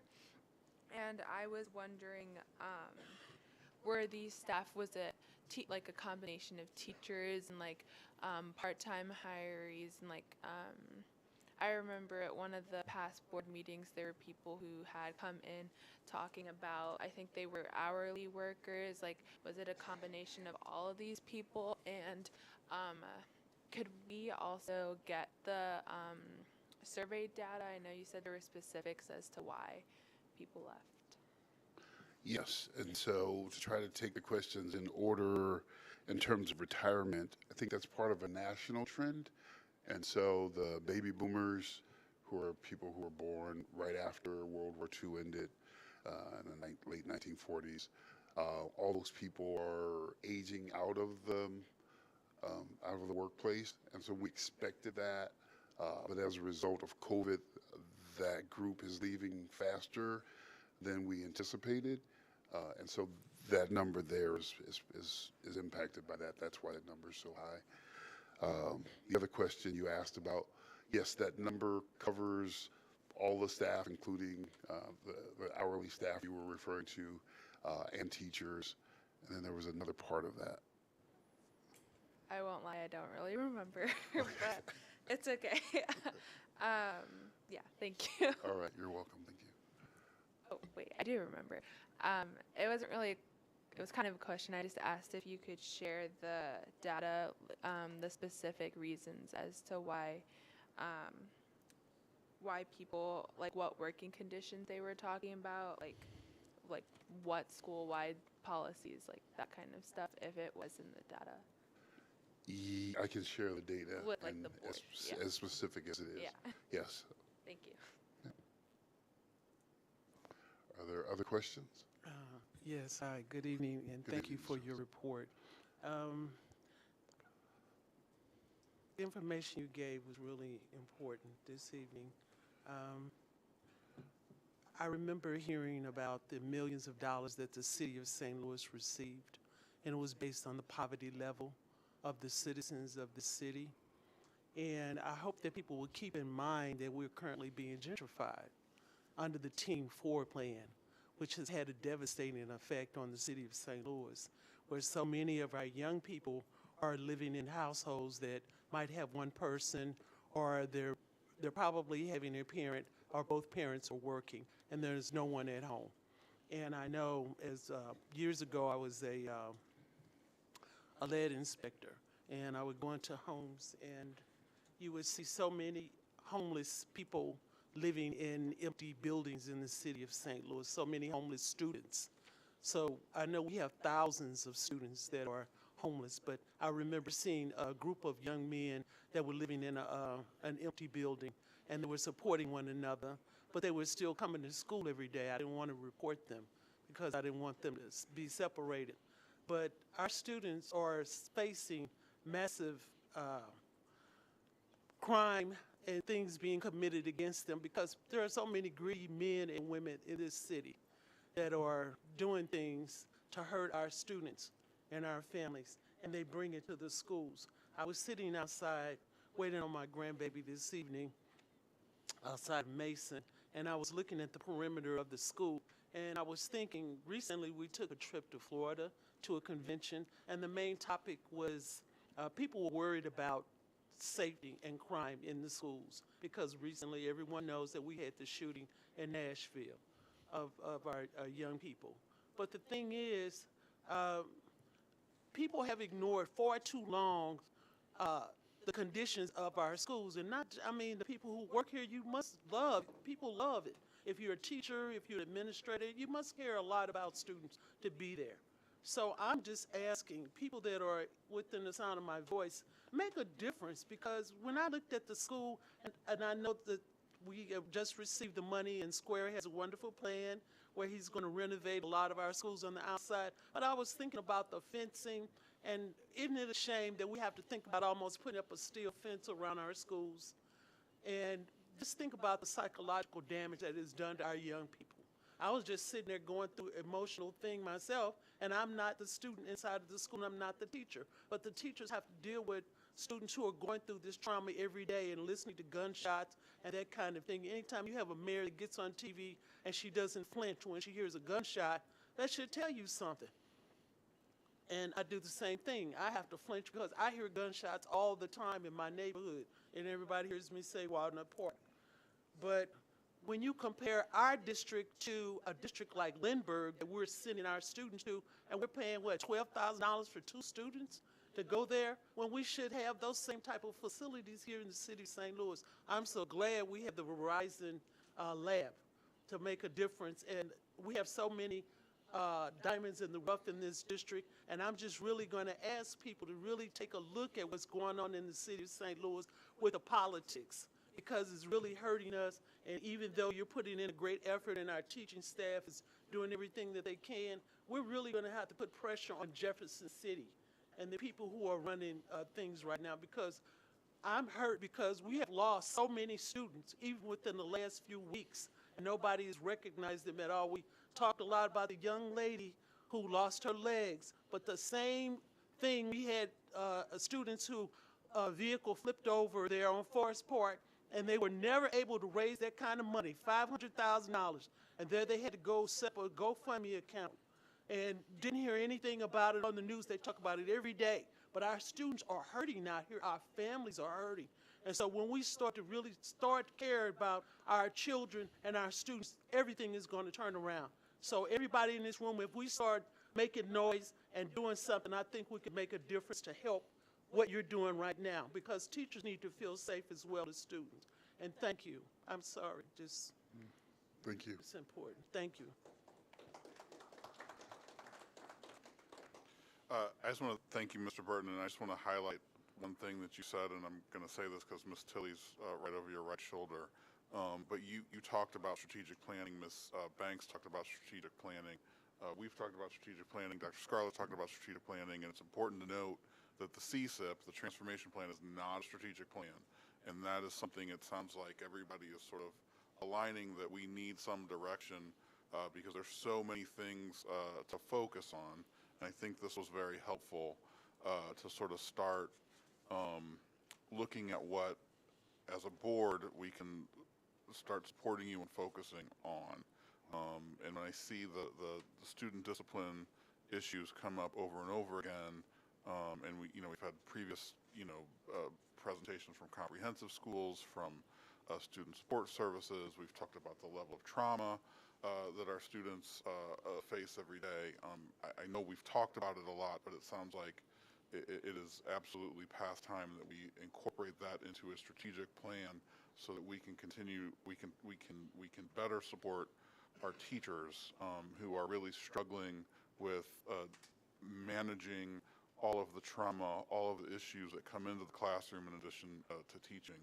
And then the other thing that I do just want to ask you for a little more clarity, and maybe you don't have it, but in terms of the reasons that teachers are leaving, and it talks about systems and policies.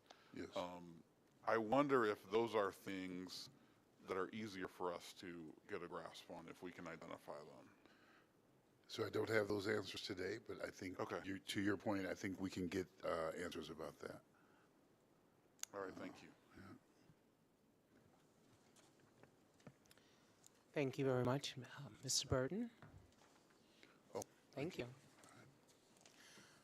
So our final presentation of this evening will be our back to school presentation. Our goal is really to ensure that our district is all that it can be for our children, our families, our staff, and our community. So I'm going to invite our deputy superintendents this evening.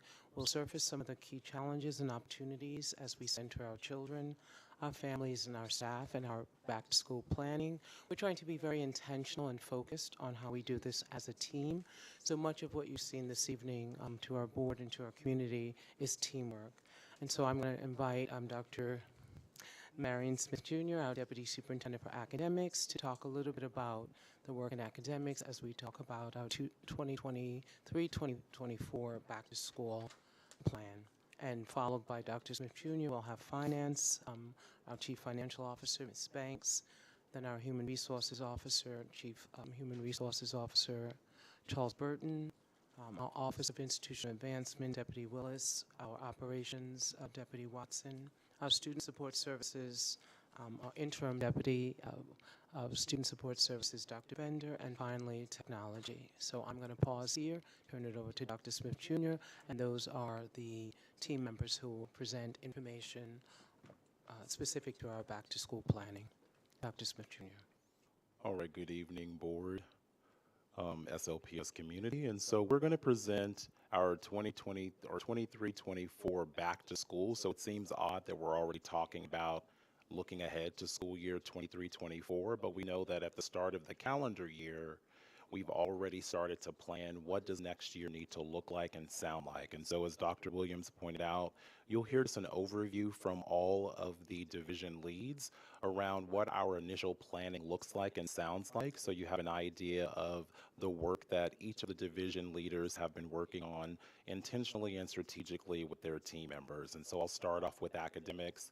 We'll go through finance, human resources, our Office of Institutional Advancement, operations, student support services. We'll end with technology, and then we'll turn it back over to you for any questions that you may have initially. And so when we take a look at academics, I'm excited that we get to lead with academics, not just because it's the first in the alphabet there with A, but we're focusing on 6 specific things when we think about June through August of 2023. So the first area I want to call out is our work around interim learning associates. And so if you remember, there are over 170 plus interim learning associates that we have in our schools right now, serving as teachers of record that are providing targeted learning and teaching supports in our classrooms. One of the things we learned this year is how do we provide additional resources and supports for a group that may not have gone through or did not go through a traditional teacher prep program. And so this year in June, we'll be leveraging our Learning and Teaching Academy by providing that targeted on the targeted professional development. And one thing that's going to look a little bit different this year is we're going to be utilizing portions of Camp SLPS that takes place in June as a practicum site for those interim learning associates. So they can work for 4 weeks in targeted professional development, work on lesson planning, work on classroom environment, work on planning and preparation, but also have an opportunity to try that out in the classroom where it's a little bit more lower stakes during Camp SLPS. Also taking place in June is our curriculum and instruction critical content reviews. And so previously I shared with you our standards-based curriculum plans. And so in June, members of our curriculum and instruction team, our specialists, will be meeting with teachers from across the district, across all different content areas to review the content, to review the standards-based curriculum plans. And so what better way than to get real feedback from the individuals that have used the resources throughout the entire year.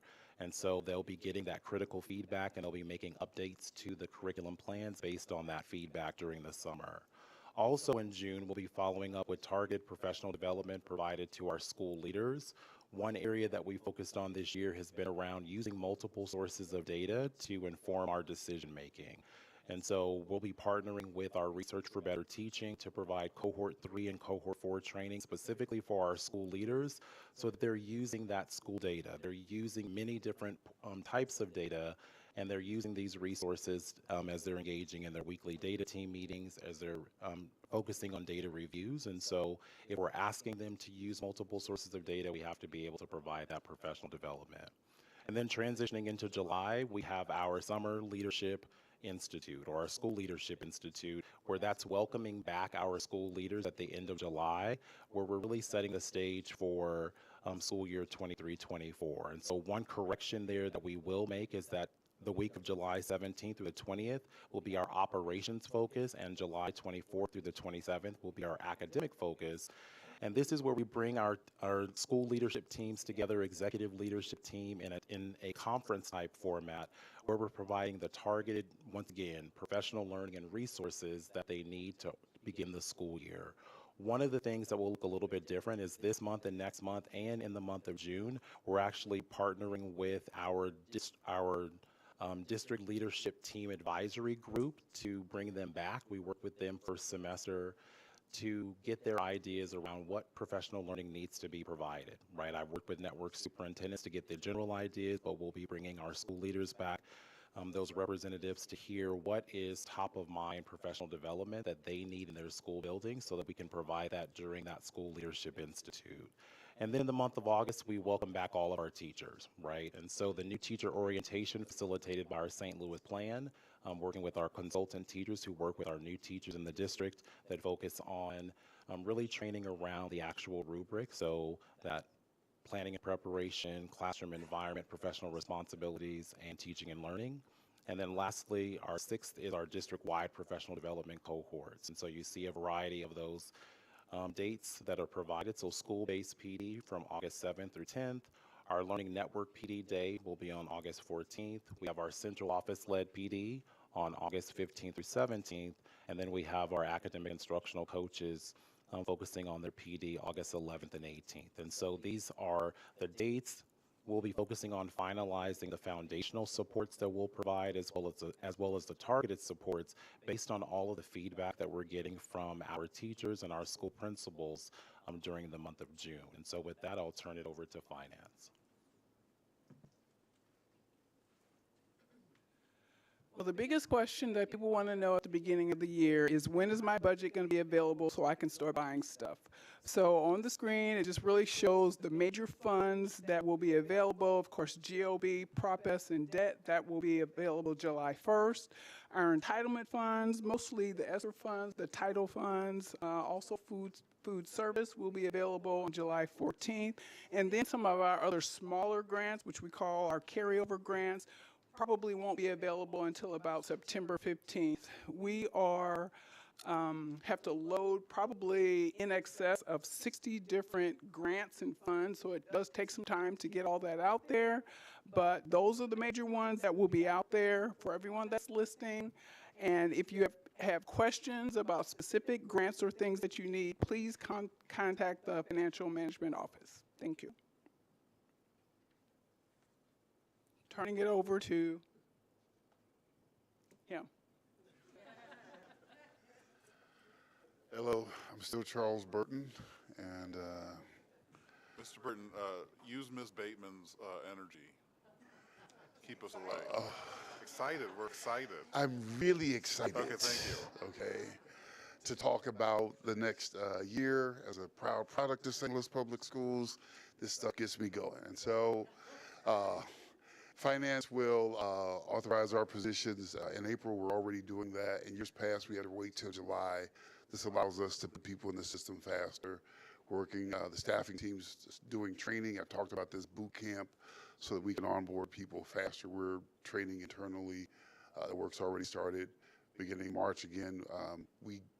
As you know, in education, you hire people in February who don't come to work till August, right? And so those people think, well, I don't need to do my paperwork, and so they're stalled. And so we created an incentive and some deadlines to try to get people to get that work done faster.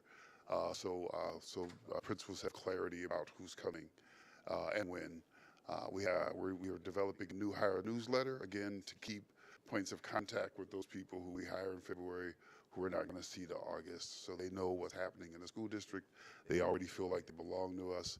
This year, too, this is something we did prior to the pandemic. We had summer events, which were points of contact with people. We had happy hours. We had scavenger hunts throughout downtown and those kinds of things. And so we'll be re-implementing that this summer to connect people to the work and to the vision of this board. We'll also be processing changes over the summer, promotions, transfers. The transfer period just closed, so we're in the process of that. And then we'll be working with Dr. Smith Jr. and his team, training staff around professional development, training principals, custodians, safety officers, new hires twice, all through June and August. And with all the energy I have left, I'm going to turn things over to OIA.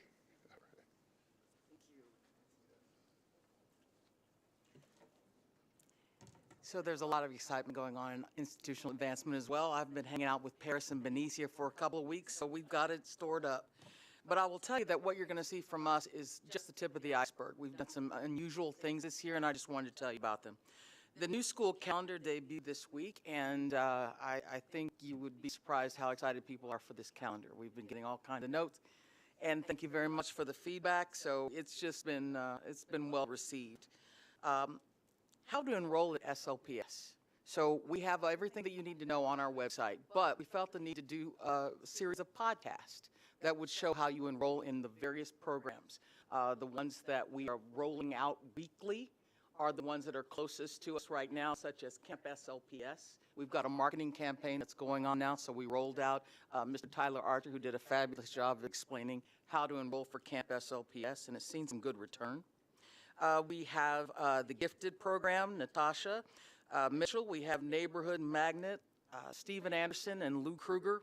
We have English language learners with Ala and her staff, Ala Gonzalez del Castillo, and Students in Transition with Dr. Deidre Thomas Murray. So these podcasts, again, are being rolled out one at a time.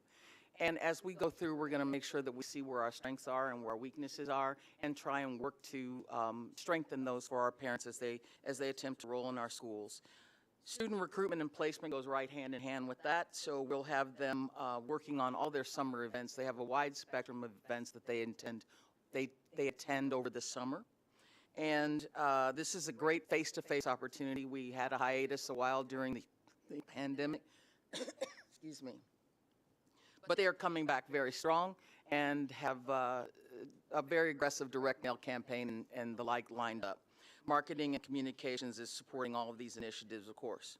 Volunteer Appreciation Week at SLPS is going to be a big one, April 17th through 21, and that's Ryan L. Jackson. He's got applications prepared for parent packets over the summer for each student, open house events planned for the summer, applications, training, and school site orientation. Those dates are being published now.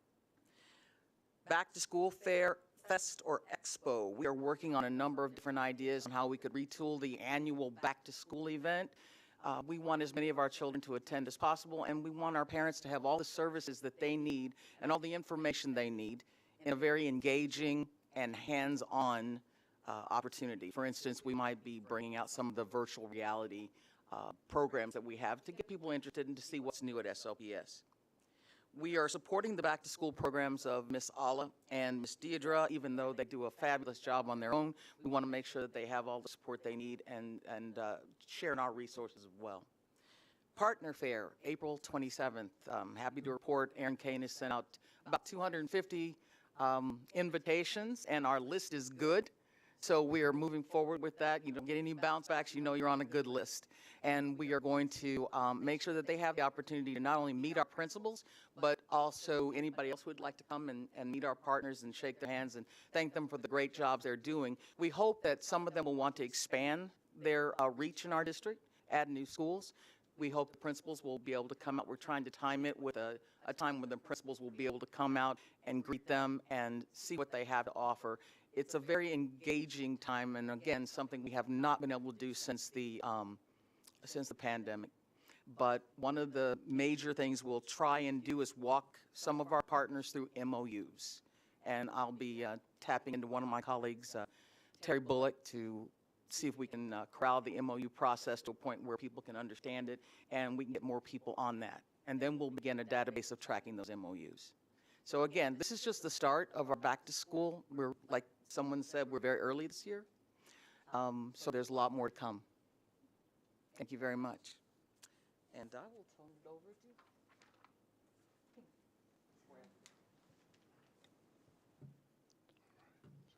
Good evening. So when it comes to our preparation for back to school, one of the documents that we take pride in the operations department is what we call our summer readiness document.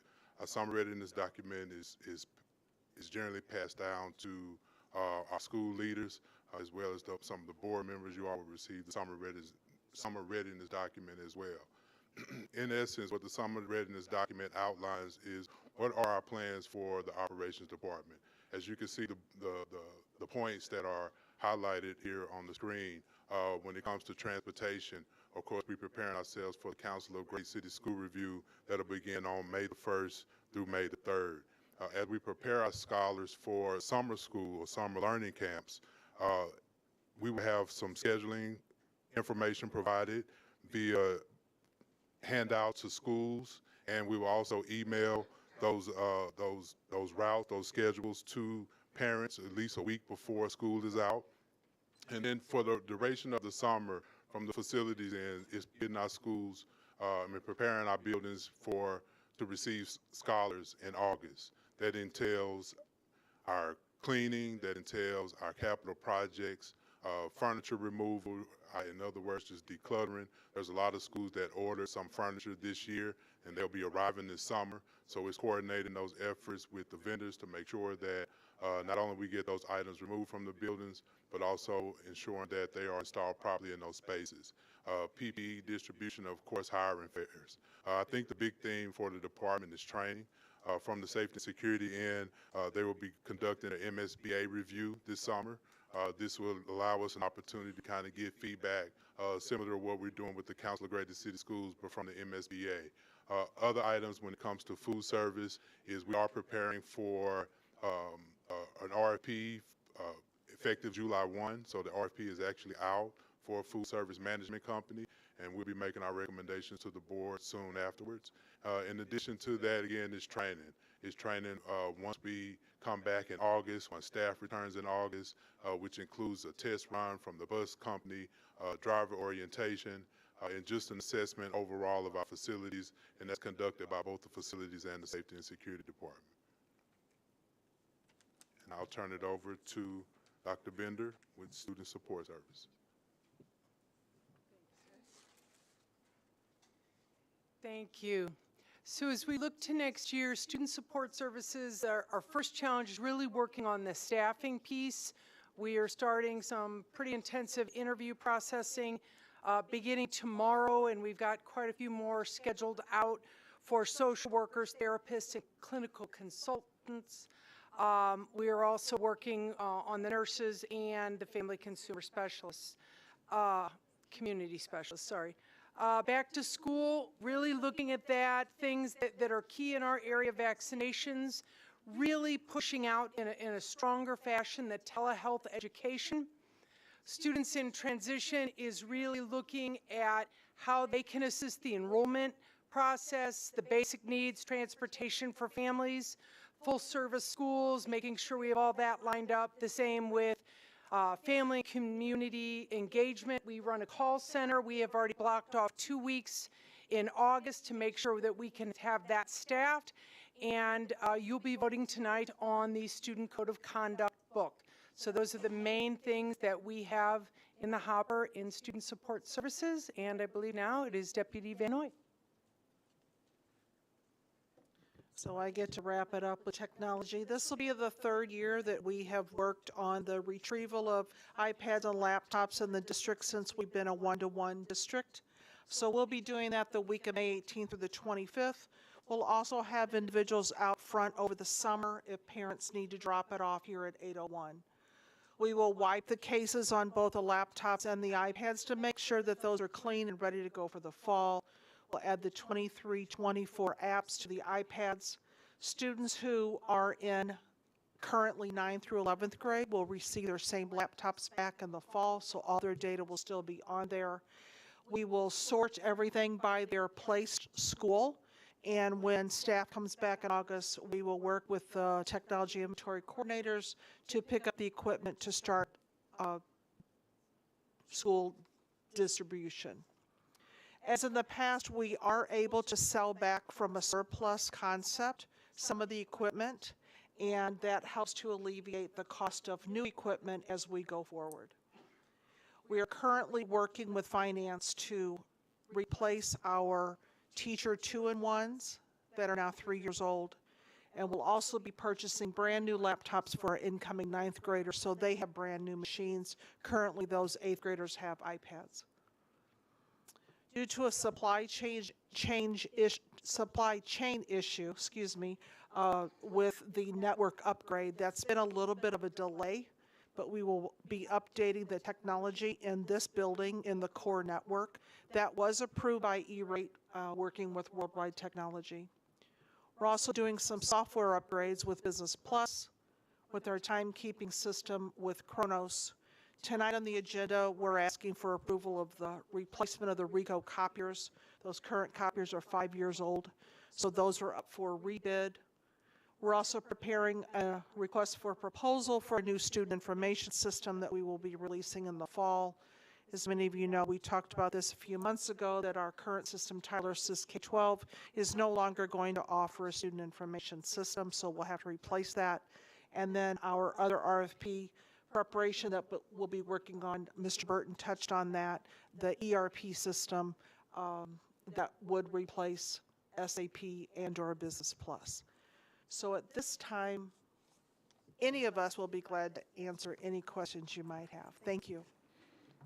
I have a question. I think this is for Ms. Lori. Come on down to The Price is Right.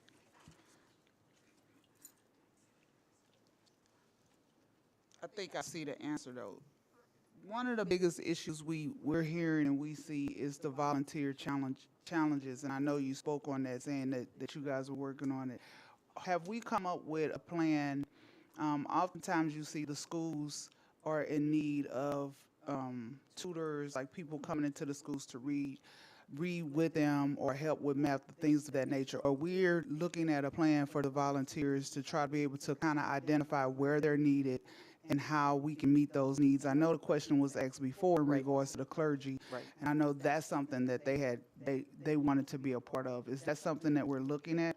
Yes, ma'am. We have a very robust volunteer program insofar as training and background checks and all that goes, but we do have trouble on the school side in keeping our contacts there in the system. We are losing some of our FCSs, and we're trying to recruit them because they're very invaluable help to Mr. Ryan L. Jackson. And Ryan L's here, so if you had anything to add, but we do plan to, I am happy to say that our check-in process is going very, very well. That's the one we've tested. So we're hitting every aspect of the volunteer program to try and make it just as robust and volunteer-friendly and school-friendly as we can. So it's safe to say that the FCS is we're kind of relying on them to kind of provide information to you all as to where the need and what level of volunteer need there will be, if it's math, if it's just like a mentor or things of that nature. That's Right. what the hope was. Well, they are good partners to us, but anybody in the school site can reach out to Ryanell or to Ricky Sykes and ask for any amount of help they need. The volunteers will also sometimes want to stay with a particular student or add on to the students, and they handle those scheduling as well. We are hopeful that we'll be able to develop a stronger framework that doesn't rely just on certain positions in the school, so that we can make this a team effort as we go through and make sure that our volunteer experience is as strong as it can be. Okay, thank you. Thank you. I have a question, this is probably for Dr. Bender. The one thing I don't think you talked about was after school. And I know after school and some instances before school, I know that we've been able to be creative the last couple of years using the combination of our traditional after-school partners, and I know some of them have struggled with staffing, and then also using ESSER money for extra service pay to do it at the school-based level with school staff. Is that something that we anticipate that we're able to continue at the same level for the next school year? Yes, we are anticipating rolling out the same after-school type programs, whether it is through any number of our partners, but we anticipate those will continue. Yes. Mr. Watson. The transportation, I see that we're saying Council of Great City will be coming in to do like an assessment of our transportation system. I think the question that I'm trying to get an understanding on, from July the 24th to the 28th, the district is going to be doing driver orientation. Is that correct?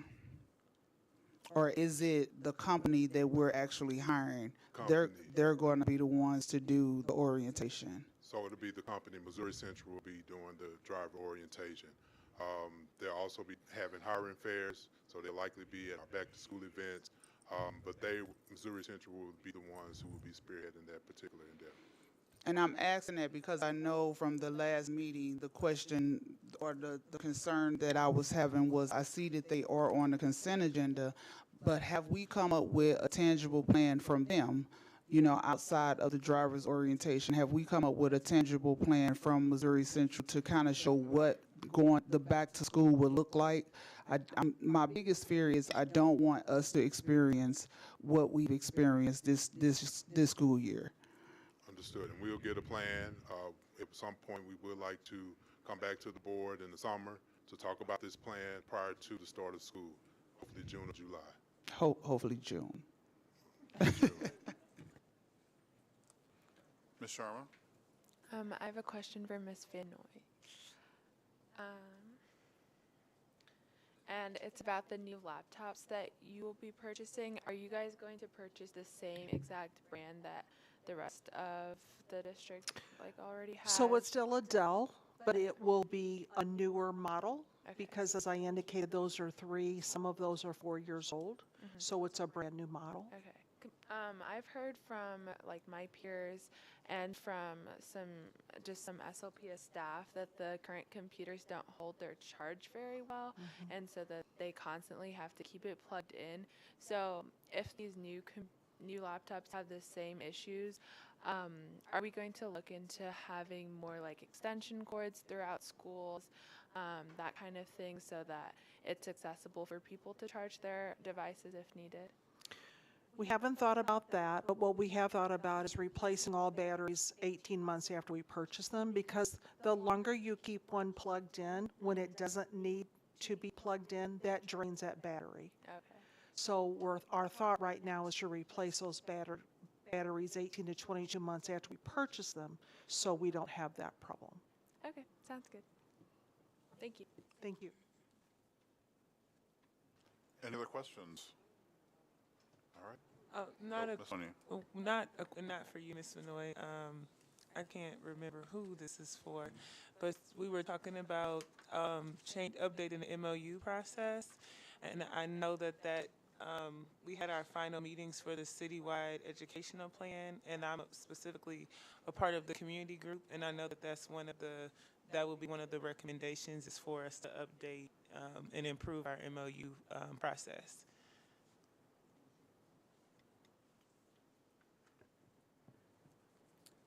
Thank you very much. Thank you to our Ms. team. Hubbard, Can I I'm sorry, I apologize. Dr. Smith Jr., could you do your number 1 point again, but say it so like a fifth grader can understand it? Sure. Because So the number my one. brain was just not picturing anything. Sure. If I remember that, that was the interim learning associates, correct? Yes. Yes. And so currently we have about 170 interim learning associates. Those are individuals that are serving as teachers of record.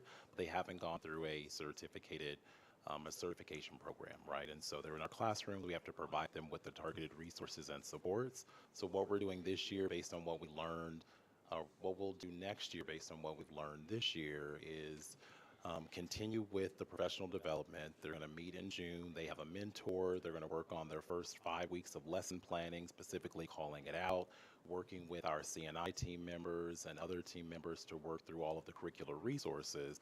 But the shift is now going to be able to use Camp SLPS during the month of June as a practicum site. And what that really means is we've written these lesson plans. We're ready. We're so excited to be in the classroom, but now we have an opportunity to practice it and see it in person in June prior to having our own classroom in August. Thank you. That's very helpful.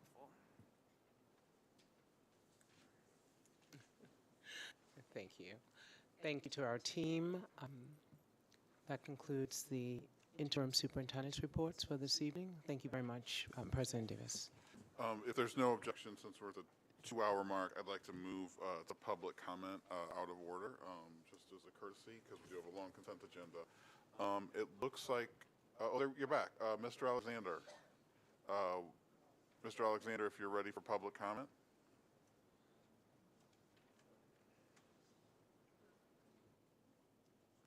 And just a reminder, we do limit public comment to 3 minutes. Good evening. Communities One Project and National Alliance Journey for Justice Alliance together on March 8th, just 35 days ago, had a town hall rally for public education. We thought we were fighting the same fight. That fight is justice for our children. Now we have 2 new board members. Maybe SLPS can, with the help of community and groups like ours, can regroup and again become a powerful force that the main goal is teaching and protecting the many children that parents have given you responsibility to oversee. Back to the basics. What worked when we were kids will also work now. For instance, saying yes, sir, or yes, ma'am. Not having kids, parents to come into school and then disrespect the institution. Funding must be used properly. Our children should not have to worry about guns in the school or guns near your child's school. Safety is important, and the key to safety is making sure everyone will make it home safe. We will make every effort to support SLPS when you are right, and when you are wrong, we will again make comments on that. It is called democracy. Thank you and have a blessed night. Thank you, Mr. Alexander. Mrs. Alexander. Thank you for listening to the community. We're paying our taxes on our neighborhood school that was closed down because it was decided 141 students weren't enough to keep a publicly funded school open? Was this really about the number of children that attended Dunbar, or was this about something else? Financially, that doesn't make sense, but politically, it does make sense. January 2021, board members defunded our neighborhood, Jeff Vanderloo, with a 4-3 vote to close our neighborhood school. It complicated the lives of 141 students, their parents, the people who live near Dunbar, and the employees that work there 5 days a week. Are we missing something? Let's move forward. Earlier this year, 2023, SLPS decided not to close, but to sponsor some failing charter schools. What happened? Did Hearts have a change about displacing children, or did you not want to eliminate jobs, putting many people out of work? So now, this is a new school board. We're still fighting for Dunbar to be reopened. We need 4 yes votes, superintendent's cooperation, the American Federation of Teachers, AFT St. Louis Local 420, and others to back the reopening of our community school, Dunbar School. Our plans are simple: safety, discipline, administrators, parents, neighborhood, high-quality teaching, learning, and other support needed to successfully graduate our babies to be productive citizens in and outside of their community. American Rescue Plan Act, ARPA funding must be appropriated by 2024. It's highly important for you to recognize that you have something no other district has. You have a trifecta of learning: elementary, high school, college across the street from each other. Mr. President, in 2021, on a Zoom call, you said that feeder schools are incredibly important stabilizing the community. Neighborhood school closures and magnet schools have destroyed any sense of continuity and community for most students. Many neighborhood schools are no longer even connected by a feeder system, end of quote. With a trifecta, you have already made learning community pre-K through associate's degree, educational space to attract families back to the district, save the district money on transportation, and most importantly, meet the needs of so many parents. Like a grandparent in our neighborhood, she had to take custody of her grandchildren. And then there was a parent who was just here at the podium some months ago. They're both crying out for relief to keep their children together. We are asking you to invest in the trifecta to provide this type of relief for so many parents. Thank you very much. Thank you. Our next speaker is Mr. Anthony Simmons.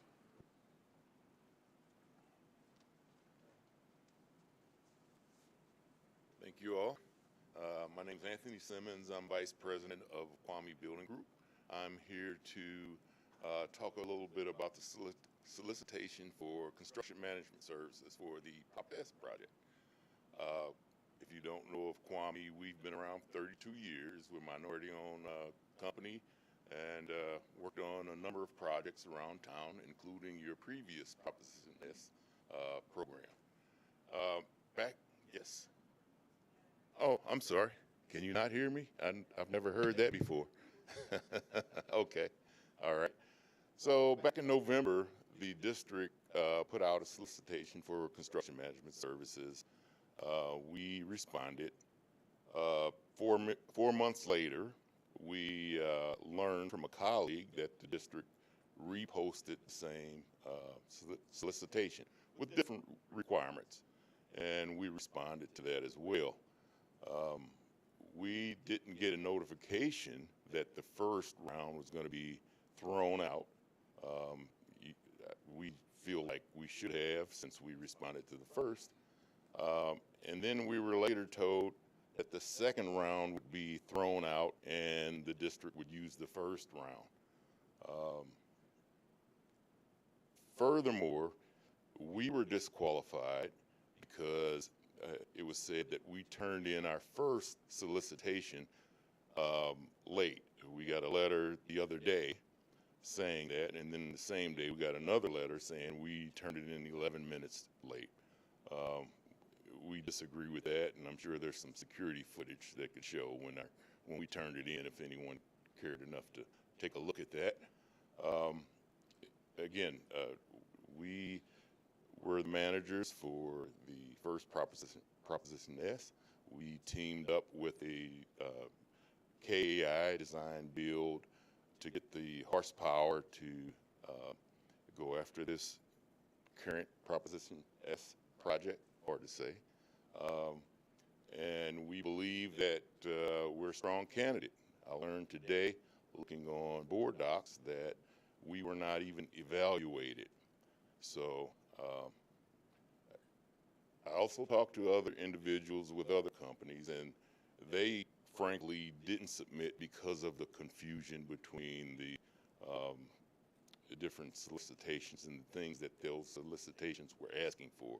They were asking for fees and things like that, which professional services, you're asking for qualifications, and then you negotiate the fee. So I think for the integrity of the program, it's worth taking another look at. That's my opinion, of course. Thank you for your time. If you have any questions, I'll be glad to answer. Thank you. Thank you, Mr. Simmons. Mr. Thompson, did you want to speak, or? We just signed it. We thought we had All right, to sign I got it. you. It said no. I just want to double check. Mr. Ray Murphy.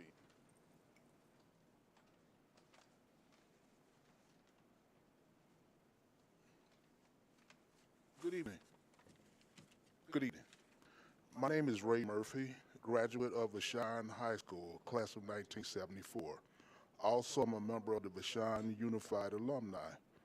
Our monthly meeting was held last Saturday, and Ms. Brenda Smith, current principal of Vashon, also the alumni, class of 2003, reported she had requested a celebratory parade for the girls and the boys class for a championship. But the request was denied due to safety concerns. And we'd like to know what specifically would what was the board concerned about, regarding safety?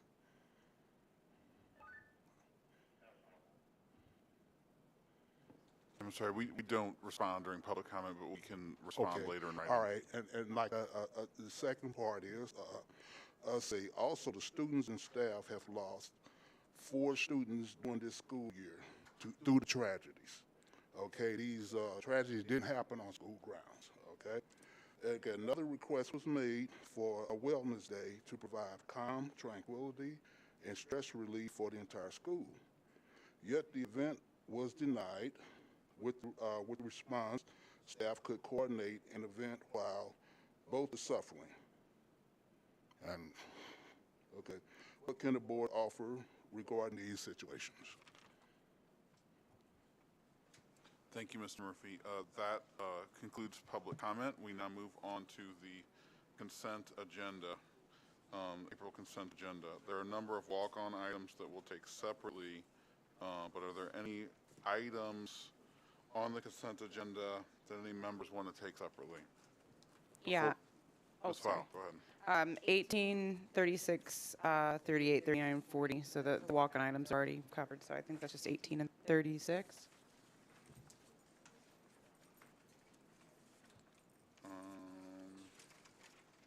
Just 18 that are not already separate.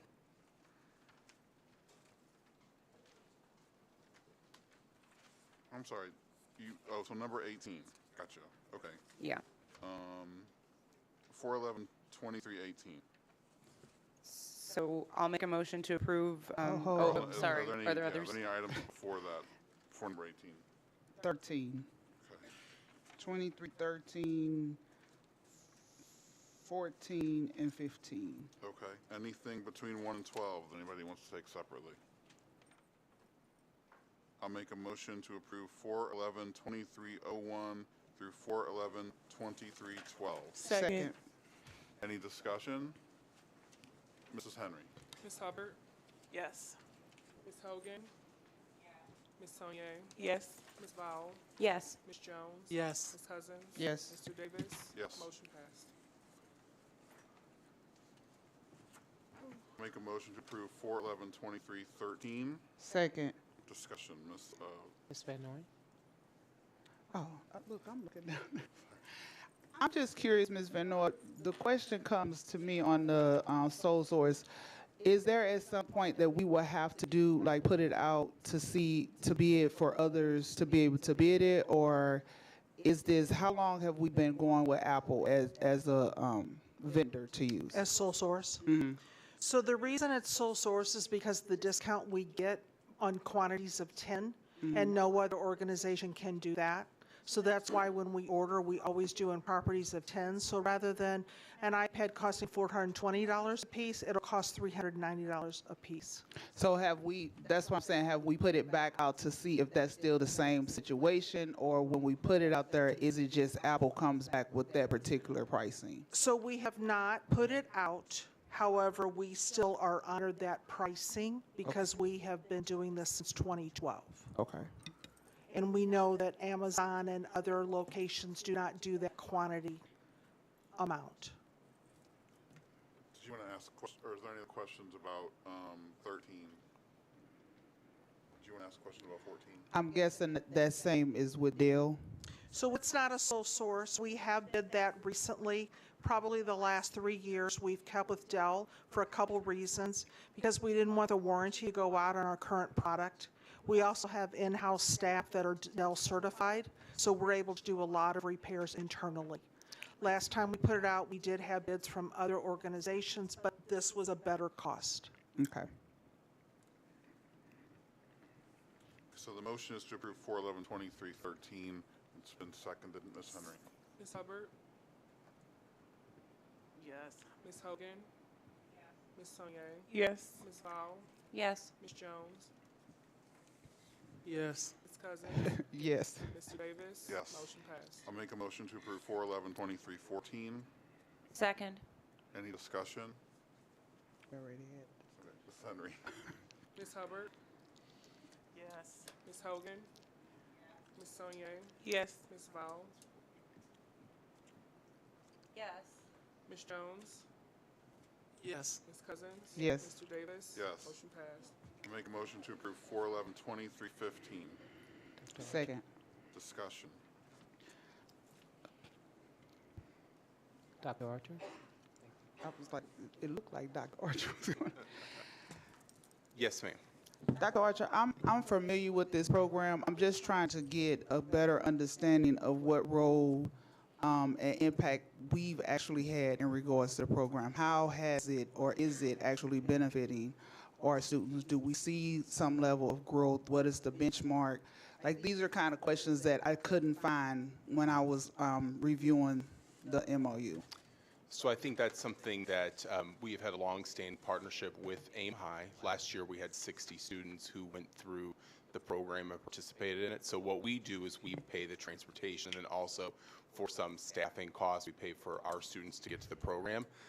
They keep their students over a 4-year period. So once they join, this is not a one-off summer program. It's a 4-year experience that involves mentorship, Saturday sessions, and other things. So I think a question would be maybe if there are other metrics we'd like to see in terms of data going forward that we would want to see in terms of outcomes. That would be something we could talk more about and come up with some areas we'd like to see getting some data back from AIM High in the future. Yeah, that's exactly what I wanted. I am familiar with it. To be honest, my son was actually a part of it, but I'm just trying to make sure we have a clear understanding of the impact, especially if they're doing it for 4 years.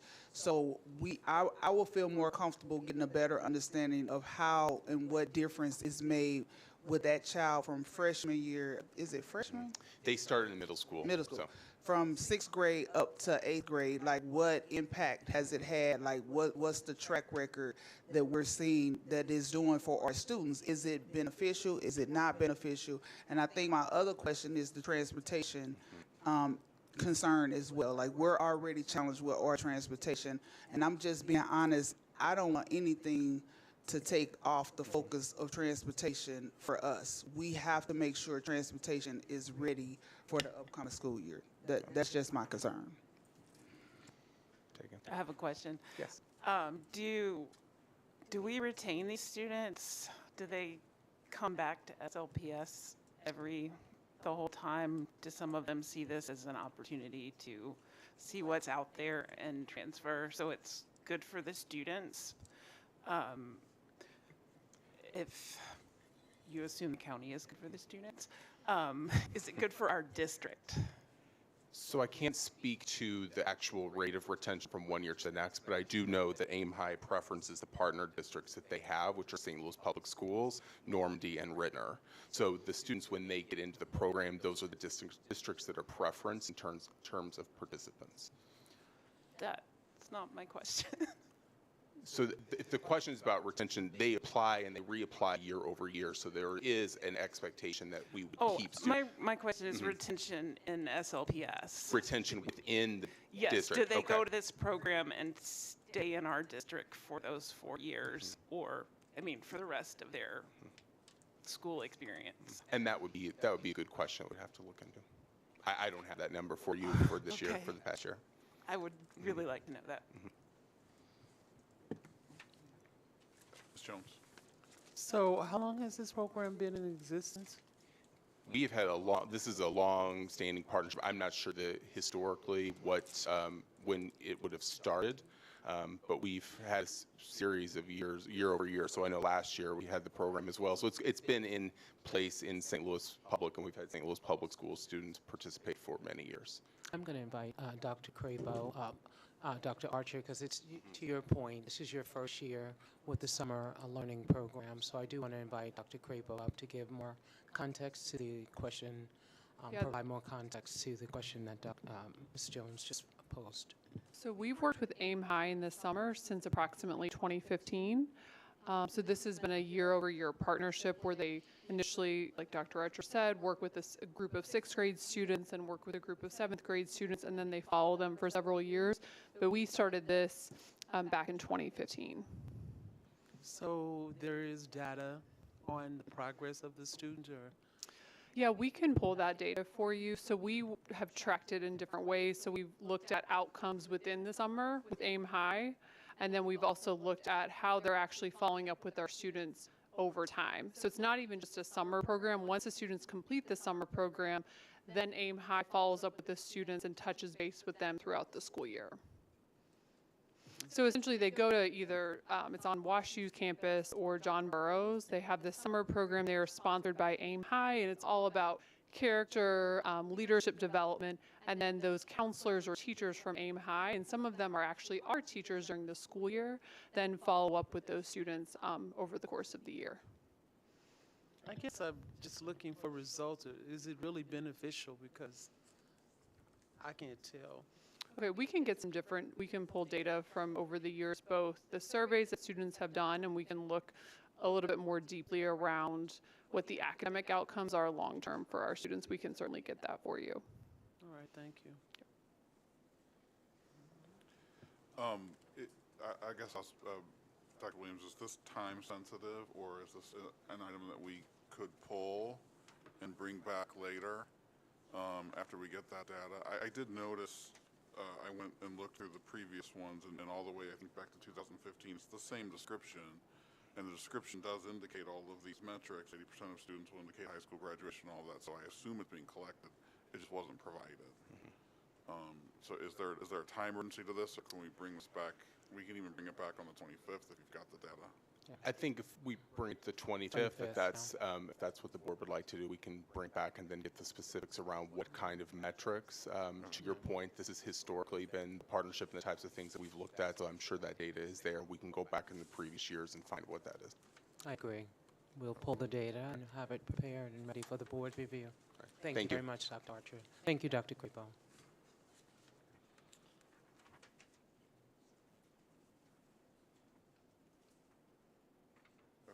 So I believe the next item that we were going to take separately is 4/11/23/18. Is that right, Ms. Fowl?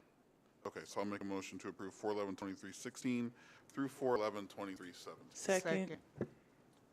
Ms. Henry.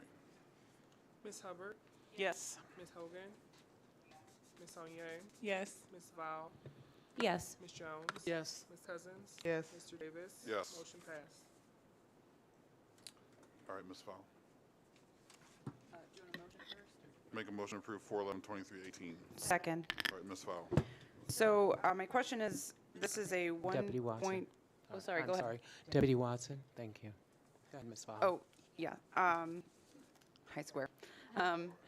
So this is a $1.3 million contract, or 1.2, that was entered into 1.5 years ago via RFP, I guess. So my question is, well, I have a few questions, but one, did we pay any money? Did any money change hands with this organization that said they failed to perform? And then the project will be, as a result, the project will be offered to the next lowest bidder. Since it was 1.5 years ago, do we have some data on what determines when we issue a new RFP, or how long we wait before just offering it to the second person? Do we know, in fact, that the second lowest bidder is still interested in the job and available to do that? But most importantly, what has been happening with these students in the meantime without the cleaning of all this HVAC equipment? Are they dealing with air quality issues? Are there health impacts? Are there liabilities for the district? So I think to the first point, I believe this particular RFP was conducted April of 22, but I'll get those dates confirmed in regards It says 9/13/22, I guess, so the RFP would have gone out a little bit before then. Okay. So it was, with this particular company, there was some concerns about them going through, and it's spelled out in the RFP in regards to them conducting a walkthrough, for them actually going to the sites to actually see the duct cleaning, for lack of better words. So there will be no changes in terms of the cost for us removing this particular contractor and bringing in the newer contractor. The newer contractor, which was in board item 17, is what we negotiated for a same rate, for the same price, same cost, as opposed to what we're rescinding now for this particular board resolution. So we did not pay any money to the original bidder, and no money has changed hands again? No monies were paid, no contract was issued. So I guess I'm just struggling with, this happened, a while ago. So what has been happening in the meantime, and how do we make the decision on whether to issue a new RFP or just move directly on to the second bidder? It seems like enough time has passed that maybe we should issue a new RFP.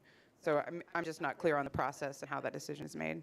So with this particular RFP, there were 5 phases of duct cleaning. So this was 1 of 5.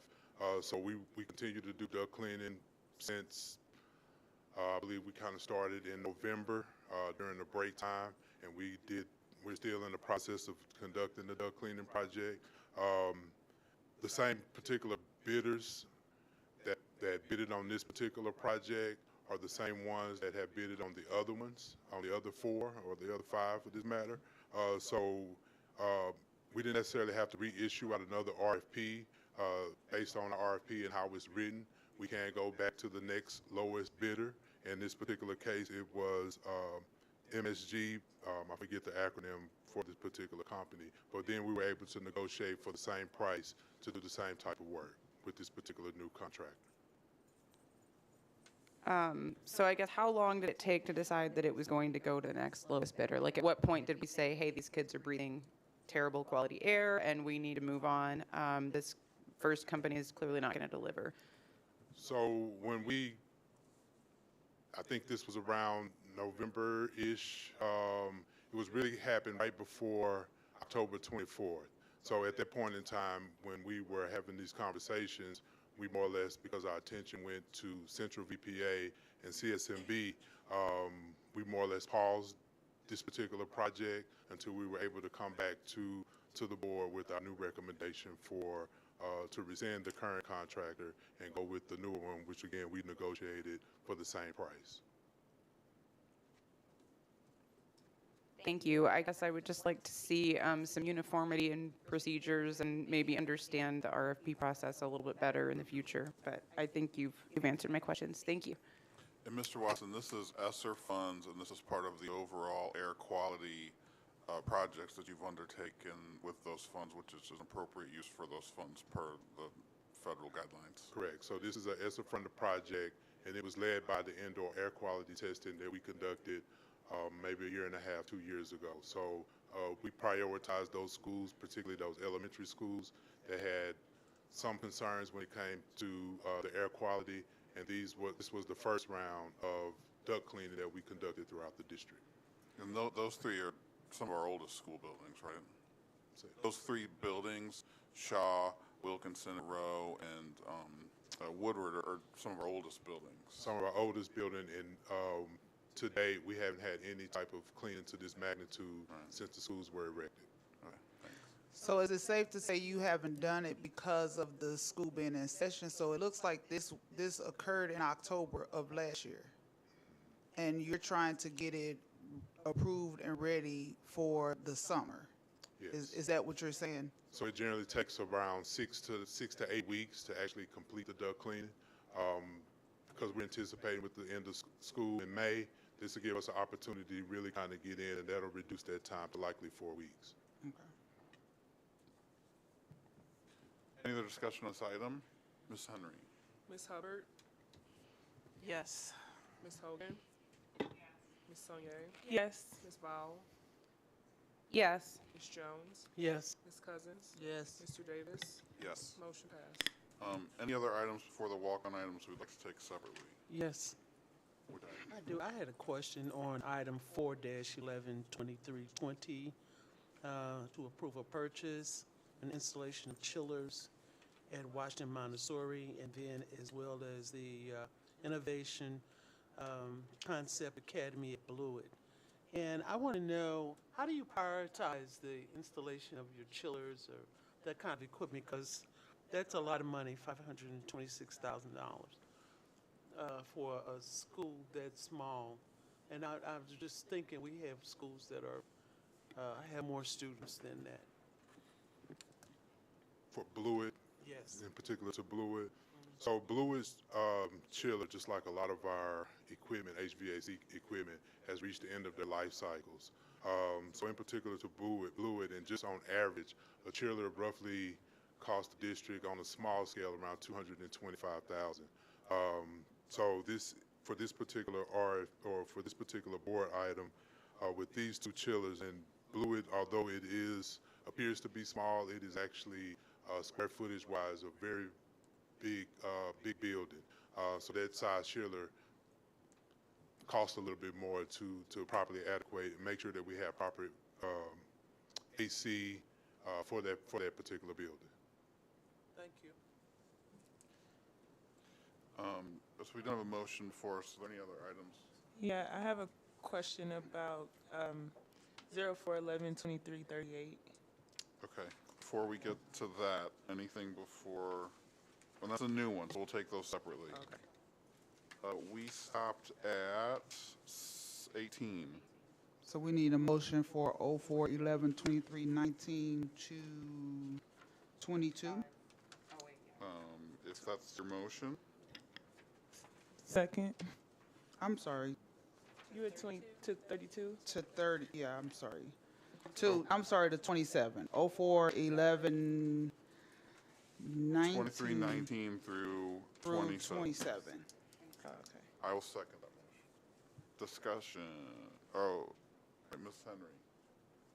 Ms. Hubbard? Could I just read 411-2326? Sure. So this one is to approve a contract renewal with Metropolitan Taxi Cab and Airport Best Smart Taxi to provide cab transportation services for the period of July 1st, 2023 through June 30th, 2024 at a cost not to exceed $2,051,200 pending funding availability. This is the first renewal of a 3-year contract. So that is one of the costs of our city's unhoused problem. I guess the question's for Mr. Watson. Is that for just primarily students in transition, or is that also other programs? Other programs, but the majority of those costs comes from students in transition. Working with Deidre Thomas Murray in the Student in Transition program, where we literally have to go from house to house to pick up transient student population. So the majority of those costs go towards students in transition. Okay, thank you. Ms. Henry, continue. Ms. Hubbard? Yes. Ms. Hogan? Ms. Sonier, Yes. Ms. Fowl, Yes. Ms. Jones, Yes. Ms. Cousins, Yes. Mr. Davis. Yes. Motion passed. Any other items? 04, 11, 23, 28. Mr. Watson, you might as well just come on. I have expressed the concerns that I've had in regards to Missouri Central. I know that your response was that they will be providing a detailed report come June, hopefully. My question is this something that we can hold until we get that report, or is this time sensitive? We can hold this until we get you that information that you requested. Thank you. Can I ask you about that agreement? Was it a 3-year agreement with Missouri Central? It was a 3-year agreement, but we renew it every year. We renew it every year, but the terms of it, because it talks about a 3% increase, the terms we originally agreed to were contingent upon it being renewed, even though we voted on it every year. Okay, so we're gonna hold that. All right, so we're holding 4/11/23/28. Do we need a motion to? No, we're just removing it from the Okay. agenda. So we need 04, 11, 23, 29 to 04, 11, 23, 33 motion. Is that your motion? Yes. 32, if we could take 30, oh wait, never mind, yeah, you're right. Second. So it's a motion from 4/11/23/29 through 4/11/23/32? 33, okay. Any discussion? Ms. Henry? Ms. Hubbard, Yes. Ms. Hogan, Ms. Sonier, Yes. Ms. Fowl, Yes. Ms. Jones, Yes. Ms. Cousins, Yes. Mr. Davis. Yes. Motion passed. Do you need to make a motion for 4/11/23/34? Ms. Cousins? Yes. Okay, I'll make that motion. Second. Discussion. That's me. Yes. Yep, you already. She Dr. like, Bender? is that me? Guys keeping me up? Ms. Okay. Bender, I know we talked about this before. Yes, ma'am. And I want to put it, if I can put both 34 and 35 and 36. This is where I am. My challenge is making sure that we're understanding. It goes back to the fidelity piece, making sure, the services that we're looking for, that we're hoping the impact that we're getting out of these collaborative piece that we have, that we're really seeing it in the best interest of our students. That's really where my challenge is. Still the same thing, even with Aim High. Where are we on knowing the impact that it's having when they're coming into the school? How is it meeting the needs of our students? And I would think on a social level, but really, how is it working? What is it doing for our students? Or is this just another pass-through type funding that an organization is getting, and we're not seeing results for the best interest of the students? Good question. Yeah, so this is all part of the 21st Century Grant. So we're in year 1 of the 2-year cycle of that. These are after-school services that are provided to those schools because they are the ones in the grant.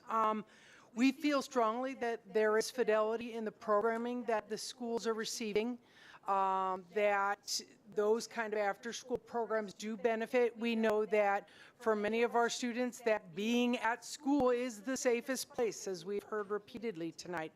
And so we feel that the programs that are coming through 21st Century, whether it's the urban golf, the arts, or the Missouri Botanical Garden, that those are beneficial programs in supplying after-school opportunities and services to our students.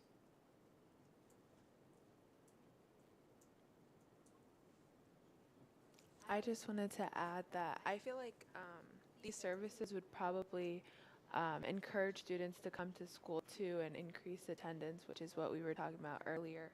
I know that personally, like, this would be very interesting. Like, if there was something happening like this at school, like if I was a young kid, I'd be excited to come to school and, experience it. Yeah, I just wanted to say that. Are we getting results from that? Is this the first time these programs have actually gone into the schools to support what she stated? I'm curious, does it show impact in attendance? Does it show the level of involvement and engagement that we're hoping for? I will check on attendance. It is my understanding that the involvement and the engagement is high for the students that are there, but I will look up and get you guys the numbers on attendance.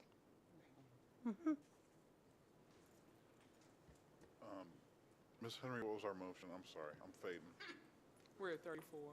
Okay. Any further discussion on 34? Ms. Henry?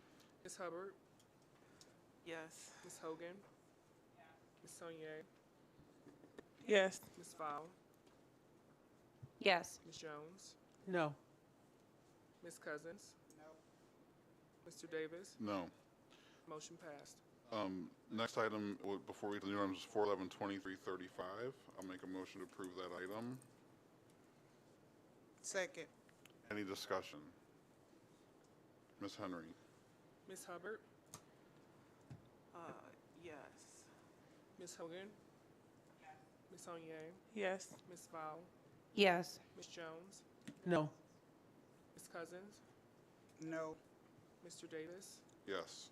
Motion passed. The next item is a new item, 411-2336, to ratify a contract with St. Louis Shakespeare Festival for workshops and training for theater production at Sumner High School at cost not to exceed $29,575.85 for the period of February 23rd, 2023 to February 23rd, 2024. I'll make a motion to approve that item. Second. Is there discussion? Yes. I was under the impression originally that the St. Louis Shakespeare Festival was entering Sumner at a cost not to the district. So I guess I'm confused. Maybe I was not paying attention. I just had a baby when we were talking about all of the school closures and solutions. But now we are offering $29,587. Can someone speak to where that funding is coming from and when, yeah. Dr. Gale, Dr. Nichols. Good evening, everyone. Sumner is in need of upgrading our auditorium equipment. So we do a lot of showcases. So with our showcases, the equipment that we have is close to about 50 years old. So part of our arts program that we have at Sumner High School, we train our kids to use the audio equipment. So this audio equipment is needed to provide our showcases at Sumner High School. So this is something we use to help our kids showcase. So this is equipment that we use as part of our arts programming at Sumner High School. Are you saying this is audio equipment? This is audio equipment. Dr. Nichols, would you confirm the funding sources? Is it ESSER? Yes. So this is a ratification of a contract. What was the original amount? Do we have that data? The original amount for the audio equipment? The original amount for the audio equipment, I think it's, $29,000, something like that. About $29,000. So this is an amount for the audio equipment, but it Yes. says to contract with the Shakespeare Festival for workshops and training for theater production at Sumner High School at a cost not to exceed. So it seems to me that this might be more accurately categorized as an expenditure for an upgrade to Sumner, which would be more like buildings rather than a contract with the Shakespeare Festival. I'm just confused on who's getting the money, if it's going into infrastructure for the school. Yes, so Shakespeare is working with Switch. So Switch is a part of Shakespeare. And so and I brought Ann here to talk about how Shakespeare works with Switch. So Switch, they provide support for our art show. For example, on Friday, we had an art show. And in that art show, Switch provided the audio, the mics, the lighting, the equipment, the microphones. They provided all of that support for our students. So many of our students that actually provide the training, they guide the cameras. That's all a part of Switch. So the equipment that we use to facilitate art shows, that's actually part of our art programming. So currently we do not have any of that equipment. So in order to make that function properly, we really need equipment in the auditorium as part of our arts programming. I'm in complete agreement that most SLPS schools need better audio equipment, and our arts definitely need support. I'm just concerned about the wording of this. What happens to this $29,000 worth of equipment if the MOU is terminated with Shakespeare Festival? Well, Does the equipment stay at the school, or does it go with Switch or Shakespeare? It or- does not go with Shakespeare. The equipment is permanent. We're talking about microphones. We're talking about a new audio system that's actually that would be replacing the system that's already there. It's been there since the early 70s. So the equipment that's being brought, that would be used to train students as well as provide the audio facilitation of the shows, that will remain at Sumner High School. Thank you. Natalie, I think, I'm sorry, I think the challenge, because I'm confused, the way that this is reading, it appears that the contract is for Shakespeare, like as if you're partnering with Shakespeare. As if we're giving $29,000 to the organization to provide services. Right, but you're saying that you're actually looking to get equipment for Sumner. Yes. For the theater thing. So I think it's the way that this is presented. Okay. It brings questions. So we probably need to reamp like what you're asking for. Okay. Yeah, that's the clarity that it looks like we're struggling with. Yeah, I think it needs to specifically mention the equipment rather than the organization. Yes, thank you. And it was really difficult trying to find a variety of vendors to provide that type of service at that price. Some vendors were actually quoting close to about $150,000 to $250,000. So since we already have a partnership with Shakespeare, this is what they do. So we were able to work with some professional artists to come in and provide some recommendations in terms of some of the things that we can use instead of buying things that we don't really need, for our shows. So this is probably the best way to go instead of buying a lot of equipment that we don't utilize. Can I offer a friendly amendment to this motion that we either vote on it at a later time once it's reworded, or is this absolutely time critical? I'm just struggling again, like Ms. Cousins said, with the wording. There's a consultant agreement attached that we'd be voting on ratifying, so I don't know if an oral amendment at the meeting would help. Okay, then I would move that we postpone this until such time as the wording can be more accurately stated. So postpone until our work session on the 25th? Is it time sensitive? We would like to because we have another showcase coming in May. So our last showcase is that second week of May. So we would love to go out with a bang before school ends. So we would love to have this before school ends. So we'll look at the language of the resolution and bring it back to the board on April 25th. Thank you, Dr. Nichols. Thank you. Next item on the consent agenda is 411-2337, to approve purchase equipment and installation of chillers at Yateman School through Omnia Purchasing Group, not to exceed $218,942. Make a motion. I will move that item.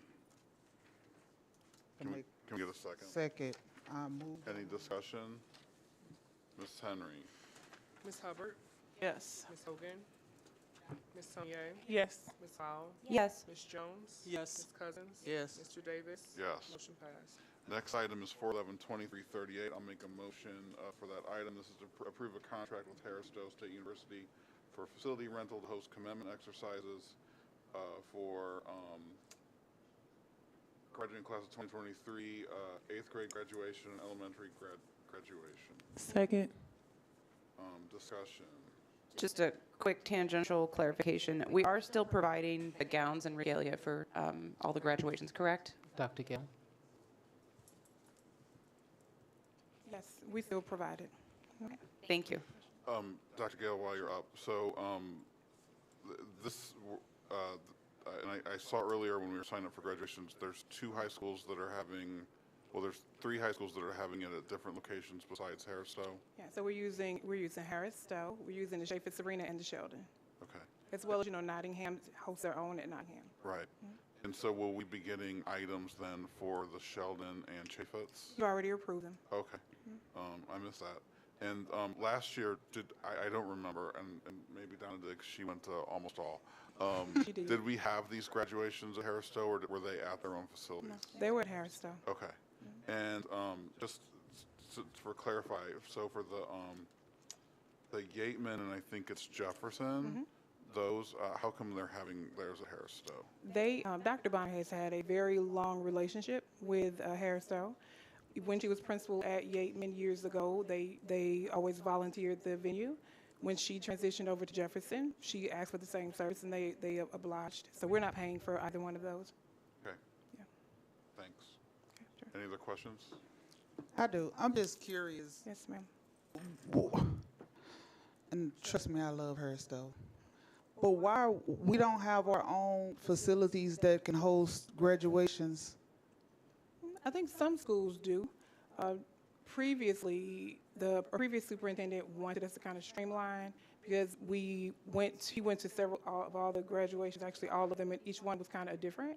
And so there were some challenges around, I think, some different venues, like the process for even hosting the ceremony. Some were really elaborate, some were really short, and things like that. So he asked us to streamline this maybe back in like 2019. And when we did that, what the principals asked for in return is, okay, so we could do this, but can you kind of pick up the costs for the venues? And he said yes. So that's where we started. That's how we started this. Some schools have really nice auditoriums. Some schools don't.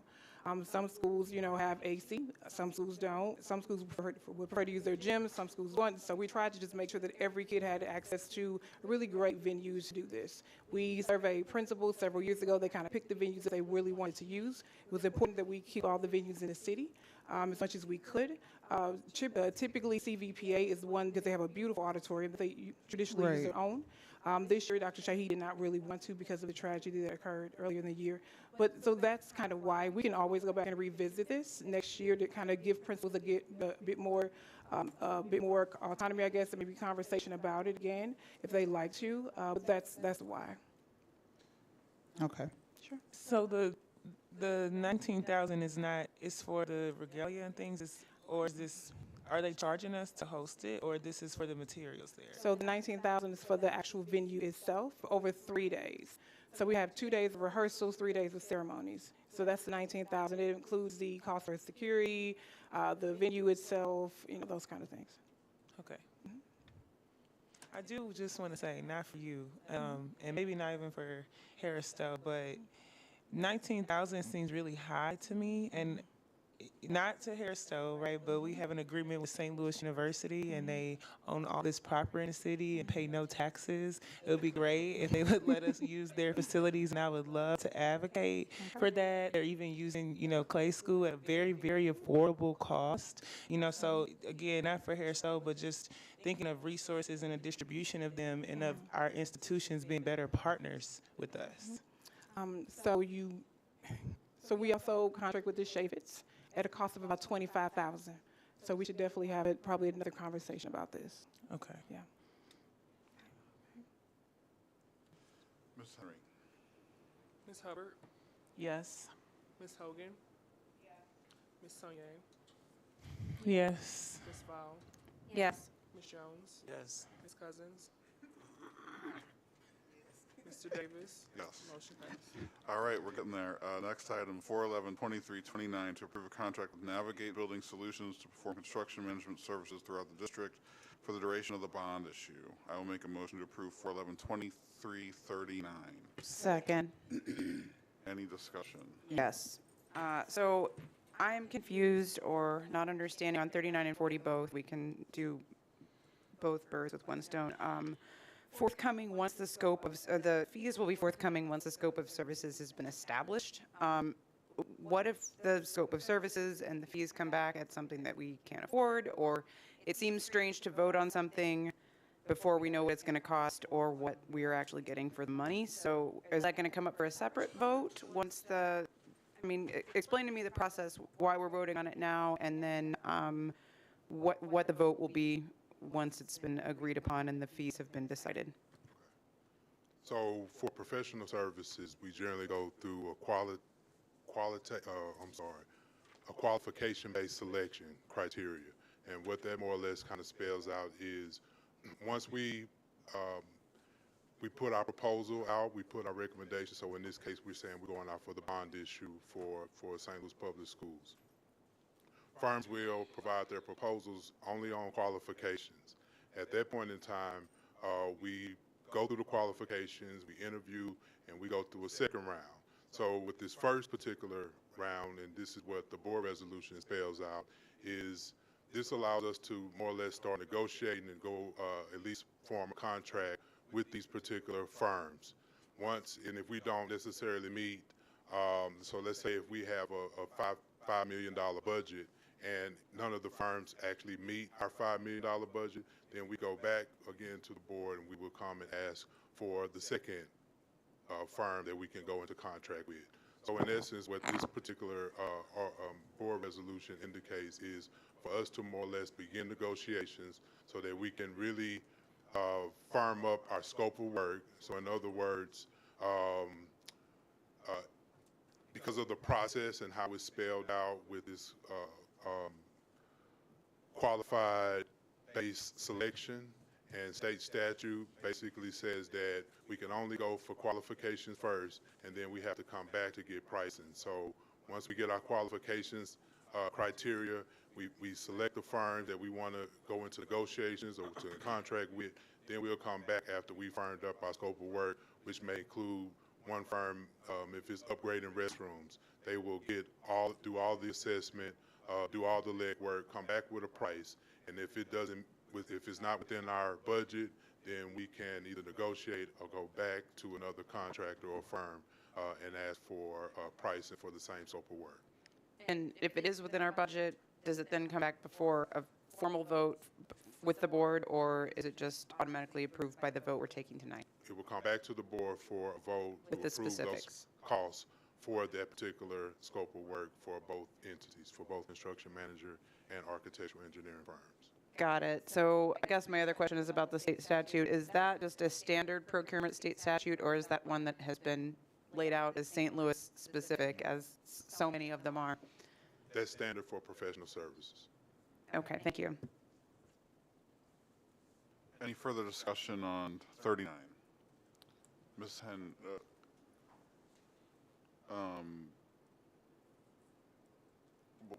Ms. Henry? Ms. Hubbard, Yes. Ms. Hogan, Ms. Sonier, Yes. Ms. Vowell, Abstain. Ms. Jones, Yes. Ms. Cousins, Yes. Mr. Davis. Yes. Motion passed. I'll make a motion to approve 411-2340, which is to approve a contract with Grace Trivers and Cordigan Clark Group. Grace Trivers and Cordigan Clark Group. Second. Thank you. Any further discussion? Ms. Henry? Ms. Hubbard, Yes. Ms. Hogan, Ms. Sonier, Yes. Ms. Vowell, Abstain. Ms. Jones, Yes. Ms. Cousins, Yes. Mr. Davis. Yes. Motion passed. That concludes the consent agenda. Next item on the agenda is board member report. I'd make a motion to approve the professional development request for Natalie Vowell to attend the MSBA Board of Directors meeting April 21st through 22nd. Second. Ms. Henry? Ms. Hubbard, Yes. Ms. Hogan, Ms. Sonier, Yes. Ms. Vowell, Yes. Ms. Jones. Yes. Ms. Cousins. Yes. Mr. Davis. Yes. Motion passed. Next, we move on to board member reports and board president reports. I'd like to take my personal privilege and go first. First of all, I would like to acknowledge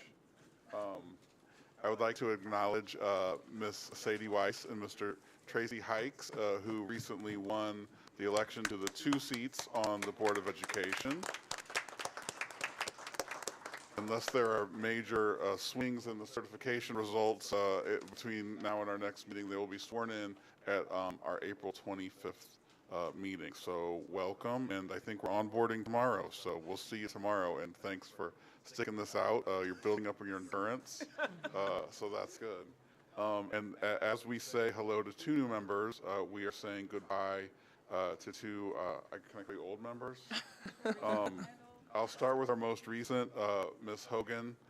You've been here a short time, but your impact has been tremendous. It has been a great privilege of mine to get to know you, to get to work with you, your insight, your integrity, your sense of humor, everything that has just been a joy. And so I appreciate this brief service, but very impactful service. And I'm sure my fellow board members share that sentiment. Oh, I see you, Brittany. Hi.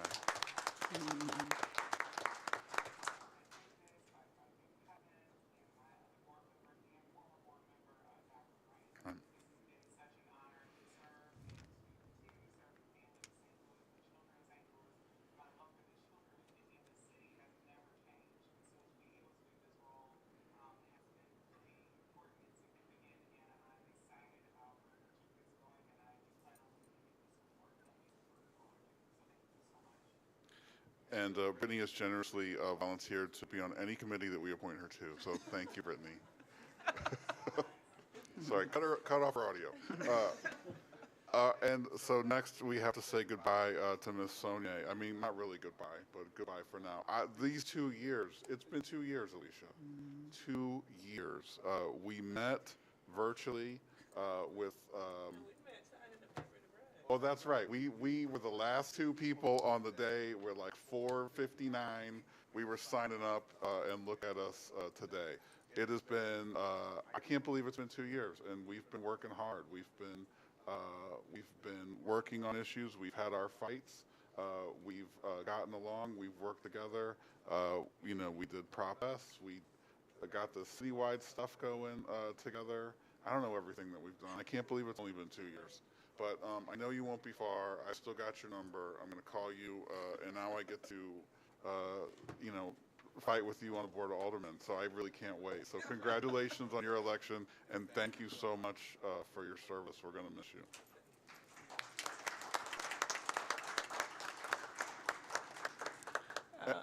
You can say some more, too. I know you will. You know, I am such a crybaby. I don't know, like earlier today, I'm glad y'all moved the camera real quick. You know, for me, this has really been life altering. You know, I don't know like what trajectory I was on before I decided to run for the Board of Education, but it was not this, and I really don't think there's any other position that would ever get me to go into, you know, public service because, you know, being on a Board of Education, serving with my colleagues, I think that, you know, we all talk about all the time, like, oh, we might have never picked each other, but I would pick them all now because I have learned so much about what it's like to work with people that share a core love for city and for kids, but have different perspectives. I've learned how to have tough conversations. We've learned how to focus on our common adversaries. And so, you know, but then there's the heartbreak of school shootings of a state legislator and voters that are also complacent with it. And there's, you know, a funeral almost every week for a young person, and you hear so regularly, you know, intimately about the trauma and violence in our communities. And what's very unfortunate is that it's not much different than when I was in high school less than 10 years ago. And I think that that is such a shame. But I want to just thank all of you all, my colleagues, all of you all in this room, staff, students, the city for, you know, giving me the privilege of serving you. I hope every time you've encountered me, you felt like she was open, she was willing to talk, and she was happy to do it, because I really do think that this is such an honor and such a privilege. And, you know, I know we probably will have our fights, you know, specifically Matt and Tony, but because I got some questions already, but we can wait till I get to the next seat. But, you know, the decorum and relationship building that we have here is something that the Board of Aldermen could learn from. The way that we, you know, conflicts of interest, the way that we abstain, so many things I've seen here at the Board of Aldermen, I'm like, what the heck? So, you know, I look forward to fights, but also I want you all to know that you have an advocate in me, you have a fighter in me, you have someone at the Board of Aldermen level that is 100% an ally for SLPS. And when the haters try to say that it's us who's failing children, I remind them that it is the city and society who is failing children, and that it's going to require all hands on deck approach to get our students and our staff and our city the educational system and experiences that they deserve. Thank you.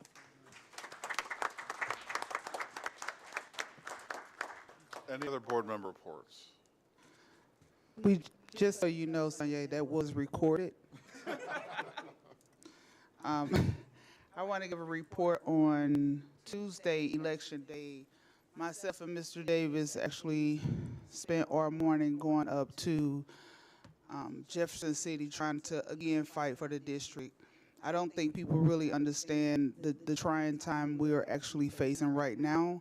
Right now, if this happens, which it looks like it is, open enrollment will be a detriment to all in the state of Missouri if that happens. We did go to try to testify, hopefully against that. There was a lot of people in the room that was really supporting why this would not be a good idea. So just want to make sure you guys understand the level of intensity that we have when it comes to trying to fight for things like that, especially in regards to the district.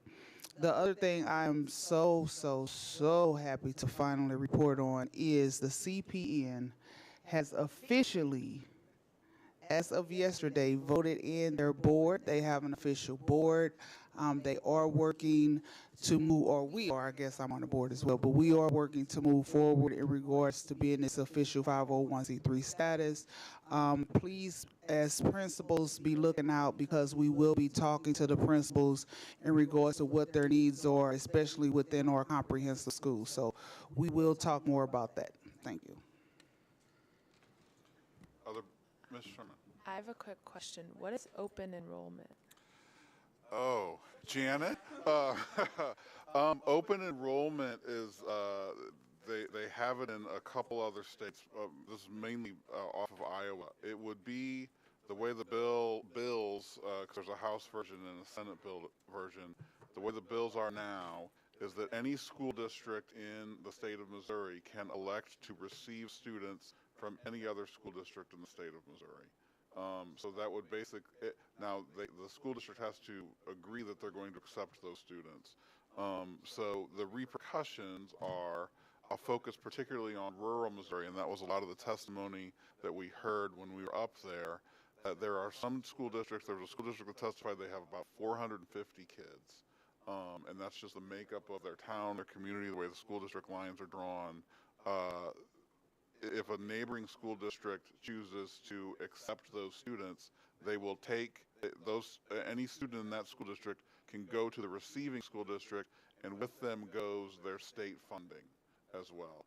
So there's a big concern out in rural Missouri, in particular, that it's going to be the end of a lot of school districts if that happens. We were originally exempted from the original bill that was in the House, mainly by virtue of the desegregation agreement, because it likely would violate that agreement if it went into effect in our school district, if students were able to go to county school districts from St. Louis Public Schools. The limiting factor is it will not include transportation.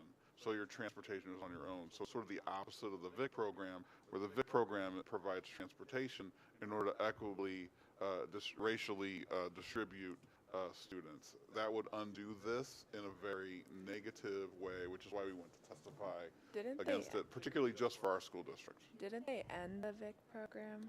Well, the VIC funding busing program is ending, yes. It's still, students that are still in it are going to be participating. Now, the reverse part is still in effect. So if you were in the county and you go to a magnet school, you're still eligible for that from our perspective. So there's still elements of the desegregation agreement that are in effect in our school district, and we have not discussed any, desire to end those things because they're very long. But, if open enrollment went into effect for our school district, we would have to have very difficult conversations about what portions of the desegregation agreement do we still continue to operate in our school district, particularly if we're losing state funding to other school districts. And my expectation would be it would lead to a great amount of litigation. And it will be an equity issue. The other part that we're not saying is the schools that's receiving the students get to pick and choose who they want. Like if they don't want, so that's a disservice. And not only would it in the rural areas take away, but if you close down a school and you're literally going to close down a community, that town would be no more because jobs are lost. So this would really affect, open enrollment will be catastrophic for the state of Missouri if we do this.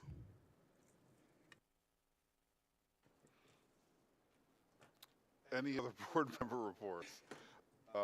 We are going to have on April 27th a Prop S committee meeting. More details on that to come.